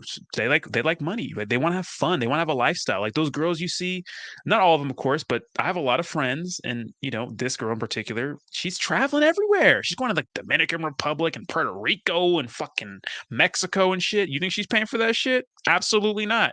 Who's paying for that? Sugar daddy. You know what I mean? Um, so they like that. They want to live that life. Some girls, that's not important to them. See, I think all women on some level want value a man who can provide, who can be stable, structured, safe, you know, have some sort of money or resources just in case times get tough, or is capable of getting his shit together, is competent, right? No one wants a fucking loser. That's just no one wants a loser. But some women value money and things more than others. Too much. Where yeah, she'll fucking fuck a guy who's she's not attracted to at all physically because he'll pay for some student loans or take her on an expensive trip or pay her rent. Dude, some guys have fuck you money, and that's how they want to spend it because they can. Nope, more power to you, bro. But I'd rather be all around. I'd rather be like super fucking smoking hot, have money, good personality, and be the jack of all trades. Like that's a good spot to want to be at. Get that shit, Bree. Chug it. She's stroking the ego more than the pee-pee. Getting her money, bro. Guys, some guys are simps, bro. They'll pay for everything, dude. They'll do it. This is like my 11th glass open bar. Oh hell yeah, you gotta have an open bar. J-Hawk, yeah, go get drunk and come back, Bree. Sugar Charles, yeah, Sugar Charles, bro. Sugar Daddy's be out there, fucking corny ass boys, but got money, bro. They make it rain. Bank, big bank, baby. That's a great equalizer, man. Money. It doesn't attract all women, but some. It's a great equalizer. That's why you see these busted ass dudes with these hot ass women. One, they probably act like a man, and two, they got money. So it's just the way. That's life, right? That's life. Is flexing good to get online dates? Well, here's the thing, Sympian. Sympian. The thing with online dating is that when it comes to flexing, you don't want to be too blatant about it. You want to let women find out things about you. Like some guys lead with like their wealth and their cars and their money and stuff like that. It's cheesy, it's corny. Of course, some women will like that, but most will not. That's going to be a turnoff. But letting them find that out about you is attractive. Like if you say, for example, if you bring a woman back to your apartment after a good date and you have a nice ass apartment in a nice town, wherever, and a nice car in the driveway. Wow. She's like, okay, well, this guy has money. Okay. Um, you don't have to flex on online, but you could show yourself having fun and maybe like on a boat or something. Maybe you're dressed in nice clothes. Maybe you have expensive watches or sunglasses and you're taking pictures with your friends. You're not exactly showing it off, but you're showing your lifestyle. If you're taking a picture of like you in your car and it's a Ferrari, it's like you're obviously showing it's a Ferrari, right? Maybe you're with your boys or a group of friends at like a Ferrari show or something like that, or maybe it's in the background, who knows? But you don't want to lead with that. You don't want to take a picture of your watch collection and shit like that. Like for online dating, you got to have good pictures of yourself. Get good pictures, not selfies. That's fucking lame, or not mirror selfies. That's fucking lame too. Get good professional photos. Pay someone to do them. Go out somewhere, take some professional pictures of you, of your face, pose a little bit, whatever. There's a lot of guys who do that shit online that teach you how to do that, and they're good at it, right? Show yourself with friends. You want to have a social life, right? And yeah, pretty much it. Pictures are the most important. Your bio is important too, but when it comes to online dating, pictures are important. Why? Because it's all about physical attraction on online dating. So it's either a left swipe or a right swipe. That's all you got. So, but don't flex too hard. You know what I mean? Don't flex too hard. Don't be the guy who fucking like puts his keys in the fucking the table when they're dating and it has like a Ferrari logo on it, or like a Porsche logo. Or you pull out your Visa Black card and just throw it on the table. Like it's corny, bro. It's fucking corny, right?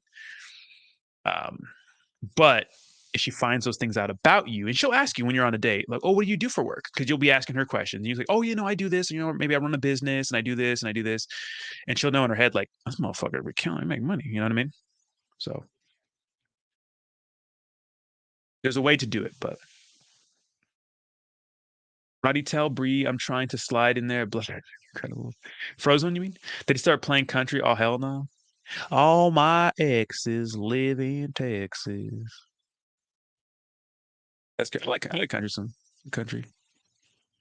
That's crazy because nobody cares about cars and shit here. Exotics is basic traffic here. Yeah, same thing in San Diego. We have hella exotic cars here. Fonting is a total turn. Exactly. Yeah. It's nice to know that they have that going for them because if they're able to afford Ferraris and have a expensive ass apartment, you know they kick ass in their personal life. They're hard workers. Whatever they're successful, but leading with it is corny. It's so nice to let them find that out about you. You know what I mean? You come to your apartment, it's like nice furniture, it's clean. You got a big ass TV, nice sheets, nice bed.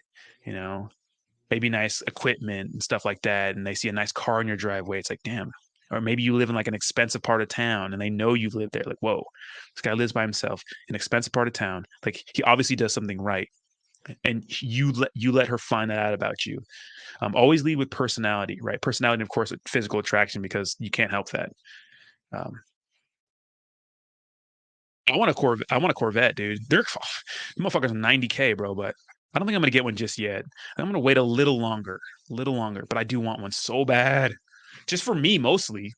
Like I don't care about that. I have a decent car, and I don't really care. But I want it for me. I love them. They're beautiful. Cha slide time. Bye. Get it. Professional back blower. Don't say that. AMG smart cars away. Oh hell no. I'm upset where we at. I love exotic cars. Get too much joy. Have you ever been catfished? That is one of my friend's biggest fears in online dating. Well, ASMR fan, I don't match with people who don't like take full body pictures and like I like have like you could tell when it's a fake profile. Like there's so many fake profiles on online dating. It's so obvious.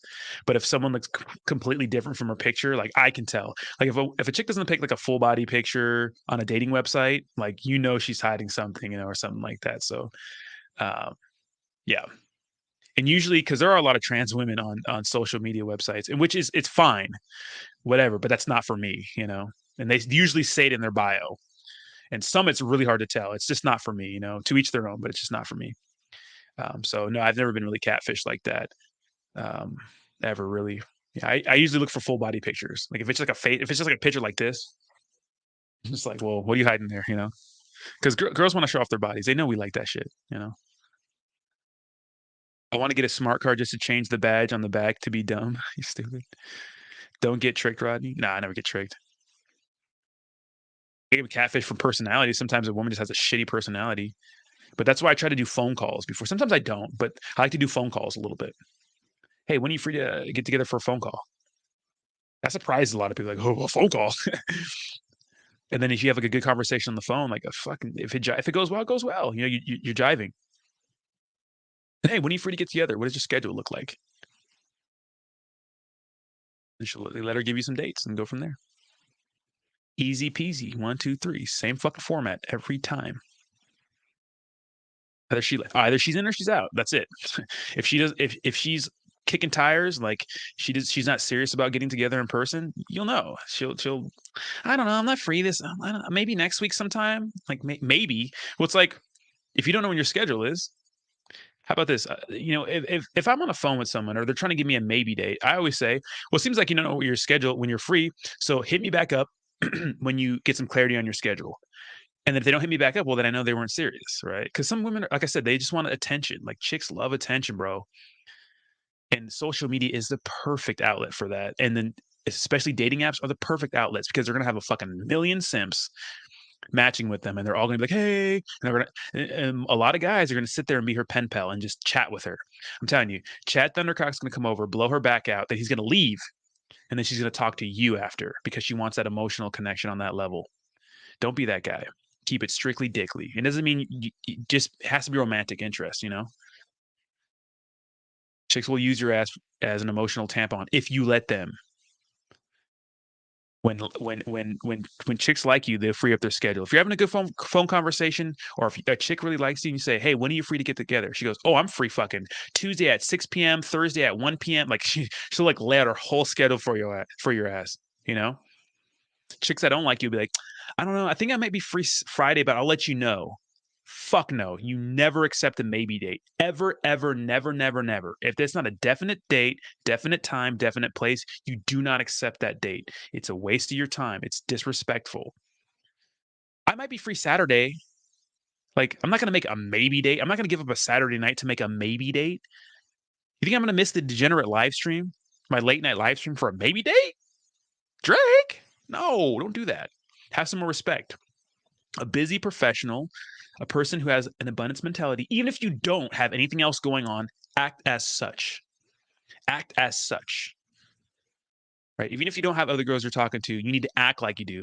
Oh, unfortunately, I can't do maybe dates. I'm pretty busy. So if you have something, if you know a day when you're for sure off, then let me know and then we can get together then. But I can't do maybe dates. So just let me know when you're free. And that's it. If she likes you, she'll hit you back up maybe the same day or the next day saying, "Hey, I got some clarity in my schedule. I'm actually free Saturday at 6. Perfect. How about we meet at so and so bar Saturday, 6 p.m.? I'll meet you there. If you get there before me, get a table. Perfect. See you then." And then you meet her out. That's it. Yeah, exactly. She think I'm gonna miss fucking my late night crypto stream for a maybe date. I may have a little date with this girl. She blessed me with a date. Oh, fuck that shit, bro. Have some respect. Have some respect. You need to have more respect for yourself. Even if you haven't gotten no ass in like a year, respect yourself. Trust me, it'll work out better in the end. And if she has a bad attitude, fuck them. Fuck them. Fuck them. Like I showed you those text messages I got from those chicks, right? One girl was mad because I was going to hit her with a penalty. If you're late, you get a penalty on my dates. If you're late, you get a penalty. The penalty is the first round is on you. If you think that's crazy, you think that's not if that's unreasonable, well then you just have a bad attitude, you know? Or like that one girl I was going on a date with and she asked, "Is there going to be food?" "Yeah, are you buying?" She got mad. She got a little pouty and said, "I think I'm going to stay home." Okay. I sent her a little emoji like this. That's it. And I ended the text. I haven't hit her back up. I'm going to hit her back up. Most guys would have been like, "Oh, I'm sorry, queen." You know?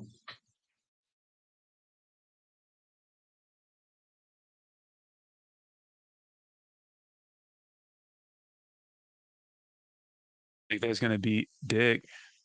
So yeah, it's gonna be dick. Yeah, she got all mad. And then one girl got mad and needy because I didn't text her like good morning, beautiful and shit, like the same day we were supposed to meet up. Like I'm a grown ass man. If I told you a day and a half ago that I'm gonna meet you somewhere at this time at 6 p.m. at this place, I stick to my word. Why? Because I'm a busy fucking professional, you know? I'm gonna meet you. I stick to my word. If I say I'm gonna meet you somewhere at 6 p.m., I will be there. And if you agree to that, don't think you can cancel the date because I wasn't clingy and sent you text messages all day. And she was an older woman and she obviously has issues. Like she sent me like a fucking paragraph saying, "Oh, you're gorgeous, this stuff, but I want someone who really appreciates me." Like, bitch, I met you on the dating app and we set a day and a half ago. If you're so needy that you need me to reach out to you, I'm not your boyfriend. You don't get that treatment from me. I'm not your man. I'm not gonna sit here and text you. "Good morning, beautiful." I don't fucking know you. A date is for me to get to know you. Why should you see people like that are just she's bad shit crazy. Probably a beast in bed, but bad shit crazy. You don't want to be with those women anyways. Yeah, good God, don't have time to praise the uterus in the morning. Yeah, just chill the fuck out. Like you expect that kind of behavior from guys. Because some chicks are needy like that. They're crazy, bro. I was like, God damn. But it is what it is. And then I've been on plenty of dates with women who have a good attitude, who are just not like that because they're not. That's why motherfucker better choose us. But if I have a date and time, I'm gonna go on the date. DJs over hoes, DOH. Yeah, psychotic. Exactly. I can't imagine why you're fucking 30. How old is she? 36? She was kind of bad for a 36-year-old. I can't imagine why you're 36 and single. I can't imagine. Wow. Why? How did you get here? You know, I wanted to say that, but I was being nice. I just said, what did I say? That text is way down there, but I always put little emojis next to people on my phone, so it's easy to find. I think I put something like, I forget. What did I put? I said, uh, I like to get to know people in person. I made a time and date. I stuck to it. I followed through and did my part. And then she sent me this long ass paragraph, and I just didn't reply. It's just like, I'm a grown ass man. If I say I'm gonna be somewhere, I'm gonna be somewhere. You're only as good as your word, man. You know, dodge them like a dodgeball game. Exactly. Miss me with that shit. You know, miss me with that shit. The juice is not worth the squeeze. You probably ain't fucking with her until you're, you know, she's probably one of those crazy motherfuckers that, I don't know. Some people like, I get it, like holding back sex because you want it to be sacred, but it's like, is that, if you have more to offer, it's like, it's not a big deal. Rodney, you date a lot of white women. She was actually, I don't think she was white though. I think she might be like white influence, but I think she was like Mexican or something else. She was mixed on something, but I do like white girls. Yeah. But, you know, I've been on dates with Asians and, um, yeah, just Asians and white girls so far. So, but before in the past, I've dated all kinds of women. Yeah. So there's not like a specific type.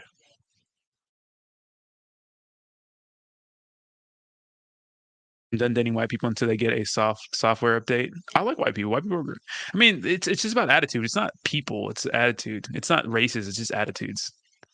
Like people say like Latinos are like feisty and stuff like that. Like not if you act like a man, you know? And don't let a woman bitch you around like that. Takes two, right? I fucking love gingers. Oh, I fucking love gingers. Fuck, I love gingers. I don't know what it is about their fucking genetic mutation that I just fucking appreciate. They're all pasty too. I just fucking love. Not all of them are pasty, but I just love that shit. That's an extra point or two automatically. Well, I live in SoCal. A lot of women are white here, so a lot of women are white here. So ginger eenies. Yeah, I fucking love gingers, bro. I fucking fuck. They get an extra like 2 points in my book, even if they're not even good looking. They just get 2 points. He dates black chicks. I don't get the. I don't get the he dates black chicks from Rodney. He reminds me of Tom off Boondocks. I mean, attraction's not a choice. I can't. My mom's white, so you know. Usually, when you're a kid, you're attracted to like the main male, the female figure in your life, not like a, you know what I mean. It's like girls fall in love with their dads first, right? My mom's a white chick with colored eyes, so that's what I like.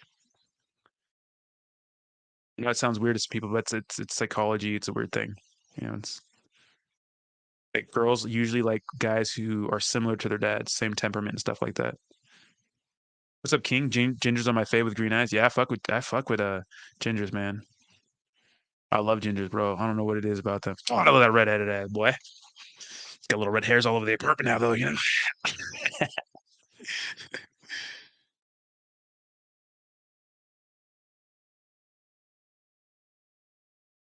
not even too much fun. We've been on for 2 hours and 12 minutes. I still got to do some crypto tonight.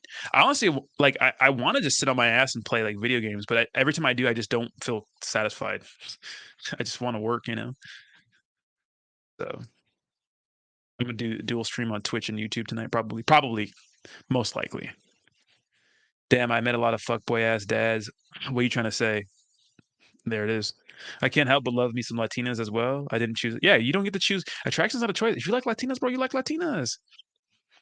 Oh well, deal with it. Date more Latinas, you know. Where I grew up, Chula Vista, though, down by the border, all Mexicans. I grew up with all Mexicans. My first girlfriend was Mexican, like Mexican, you know, like fucking Mexican. The girl I lost my virginity to was Mexican too in high school. Yeah, it's funny because we're still friends to this day. She got big. She is not hot anymore, but Twitch is so much better than YouTube, isn't it? No spammers, scammers, and comments, ads like paradise. Exactly. But don't speak Spanish. I speak a little bit of Spanish.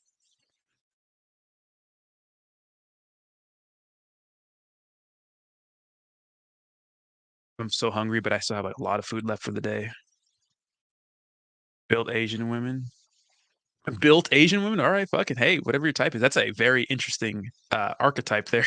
Built Asian women, just built Asian women. That's an interesting archetype there. That's very specific.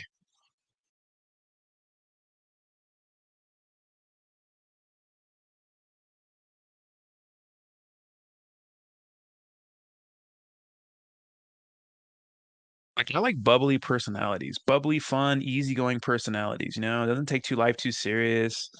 Just wants to have fun. Not just like chill, sweet, kind.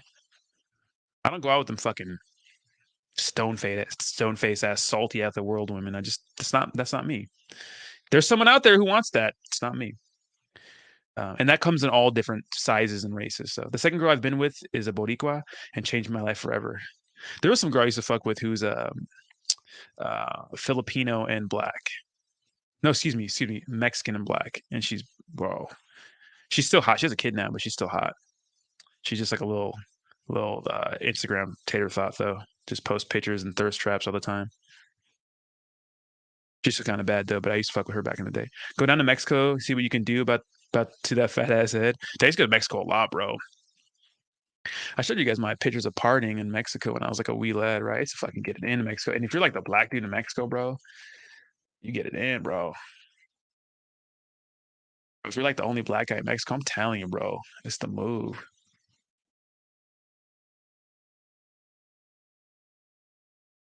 Check, bro, I used to fucking get it in Mexico. I'm like thinking I'm like 21 in this picture. Hold on, let me share my screen. And this is me back in the day with the homies in Mexico. Like these are all my old Mexican coworkers. And like if you're like the only black, look how young I look, bro. I think I'm 19 right here. Um, if you're like the only black guy in Mexico, bro, that's crazy. And then this is like the homie right here with some fucking random chick. But yeah, I used to party in Mexico all the time, bro. And then where's another one? This is another one of us in Mexico. My only black guy in there, bro. Just fucking, you know.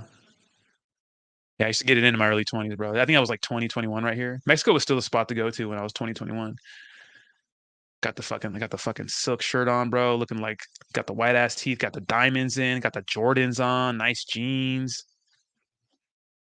With all the coworkers. This chick was like a lesbian dude, like a dyke dude, but she pull so many chicks, dude. It's crazy. But yeah, I be getting it in, bro. Damn, that was back in the day, man. Damn. This is my 21st birthday. Come on now. This is my 21st birthday, bro. Dude, this night was crazy. This night was fucking crazy, bro. I have a buddy who owns a bunch of Chinese food restaurants. We don't really talk too much anymore, but super rich. Let me have my 21st birthday at his house. Damn, these are old ass pictures, bro. Of got some of my ex, someone I was in a band. Damn, bro.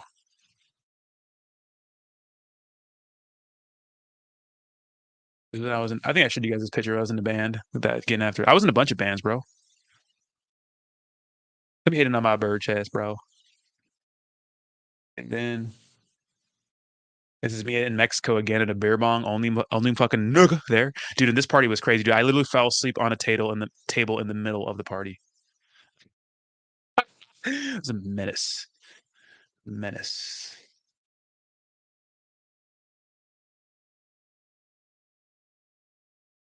You guys remember Roger? Look at my little Mickey Mouse looking ass.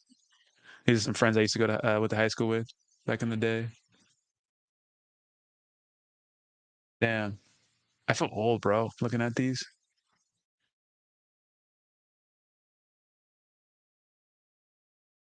Damn, I feel old, bro. As I got older, I just became more of a square kind of, more reserved and shit. But that's good though. That kind of life, too much like partying all the time like that, dude. It's not good for you. But probably yeah, I was one of the tallest dudes in Mexico. Dude, I was almost getting so many fights, like almost in Mexico. But you never want to fight people from there. They got home field advantage, bro. You end up in a fucking ditch, bro. Yeah, I'm 31. I'm gonna be 32, and bro, in 2 months I'm gonna be 32. God damn. I feel good though. El Chesto. Shut your ass up. Shut your ass up, bro. I was looking good, man. What are you talking about? Time flies, yeah. I'm outside in the AMG, right outside. TT. Dude, I feel good, man. I feel sweet. If that was in my mid 20s, thank you. I appreciate that. Jayhawk's not gonna appreciate that. Try to take care of myself as much as I can, but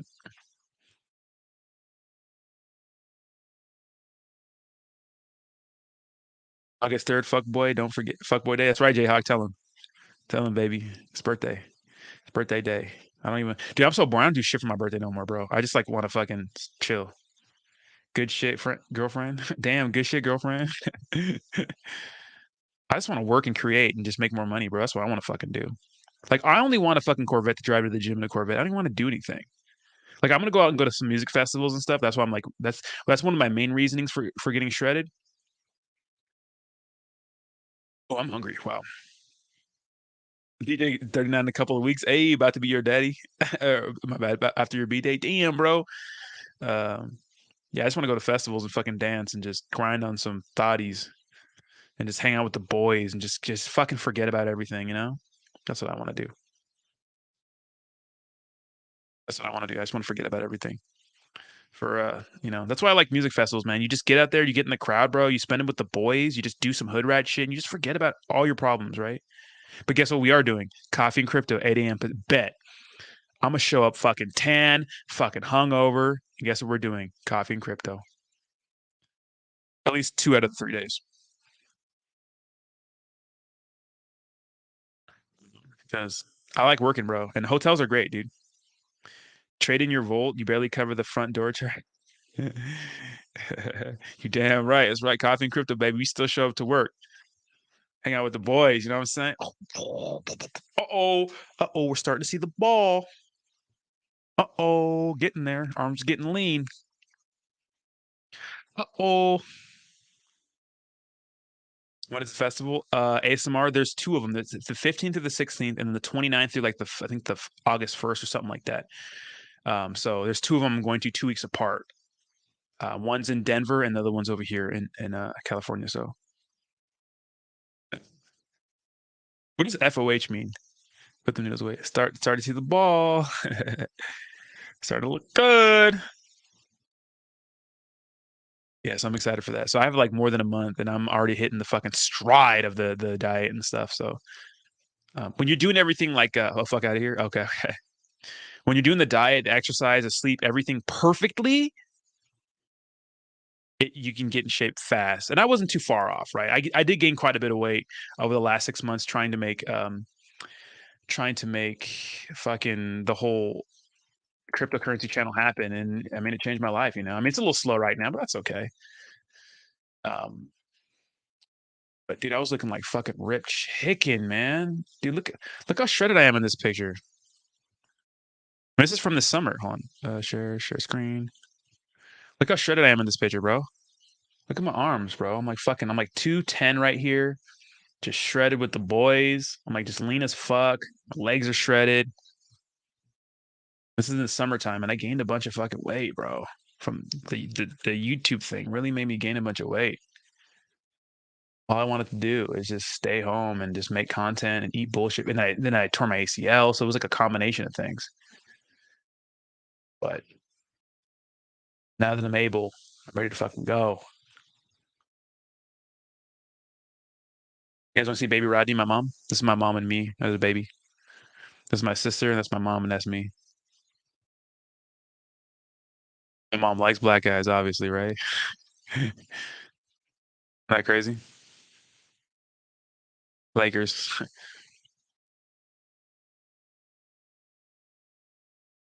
Have some balance now. I like the balance. I wouldn't trade the balance for anything. I don't care.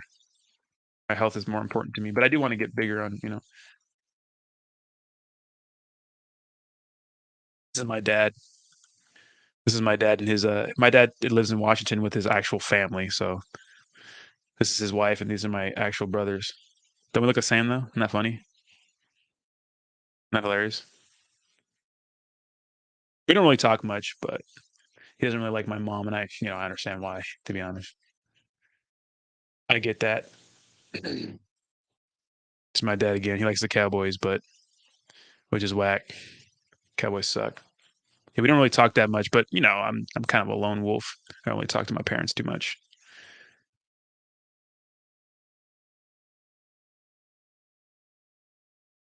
Your dad look like a young OG. Yeah, I'm from Tacoma, bro. Like Tacoma, Washington is fucking hood, bro.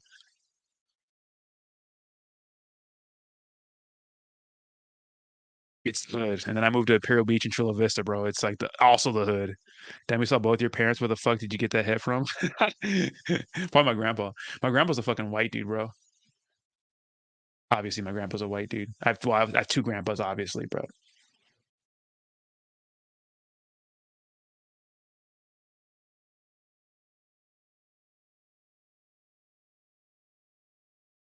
Yeah, my dad is a little. I think he's a crip. I don't fucking know, but he's a good dude. But he didn't want to move from Tacoma, and he has like a family there. So my mom is just crazy. My mom's kind of crazy.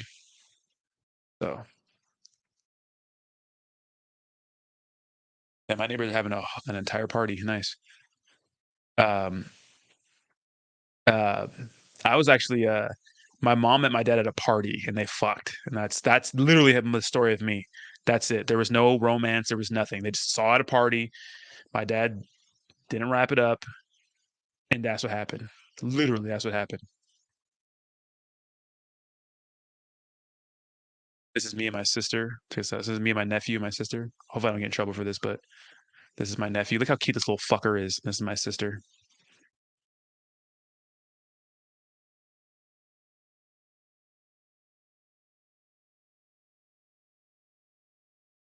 This is me and some of my boys at a music festival. Yes, some of my boys are white.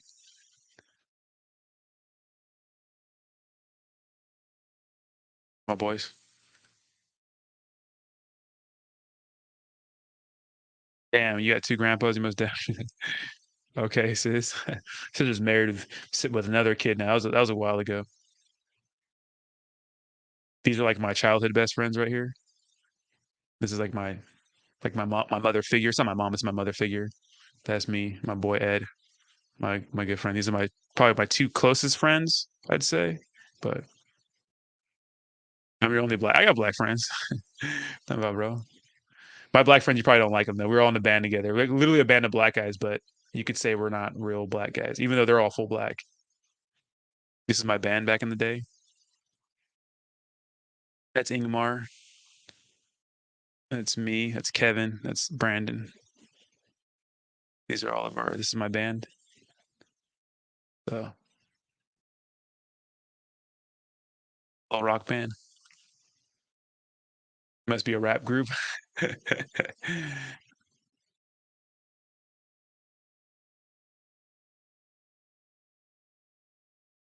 Damn, dude, being younger was so chill. Wasn't it just chill? No responsibilities for fucking anything. Damn, son. What happened? Happened. What happened? You know?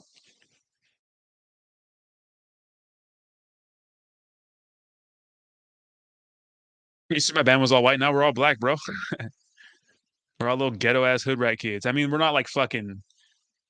I don't know what the fuck you call them, but we're all poor kids, bro. We're all poor little hood rat kids making music, bro. We actually had a good thing going for a while. We did.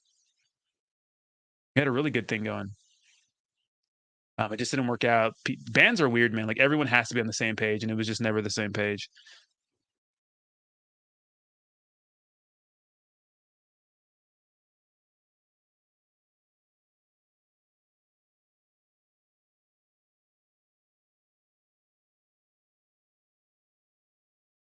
Yeah, the worst mistake of my life was wishing I was an adult. Yeah, you want to be an adult until you realize that I got responsibilities. Shit, I gotta do things. You know. Oh yeah. All right, baby girls, I'm gonna get out of here. It's been good chilling with you guys. Thank you guys so much for hanging out with me. Fuck, that was fucking awesome, man. We'll keep doing it. I'm gonna keep sending these things. I don't care if there's only 5 of us in here. We'll keep hanging out and whatnot. It's good hanging out with you guys. But thank you guys for hanging out. I'm probably gonna go live for crypto tonight. I don't know if I'm gonna make a video or go live, but I'm probably gonna go live at 8 p.m. I just need to recharge a little bit. I always feel like tired right now, but as soon as I get up and eat and move around, I'm probably gonna go on live. So we'll probably do some crypto and then we'll stream on Twitch and whatnot. Okay. Bye bye now. Bye bye now. Bye bye now. Appreciate you guys.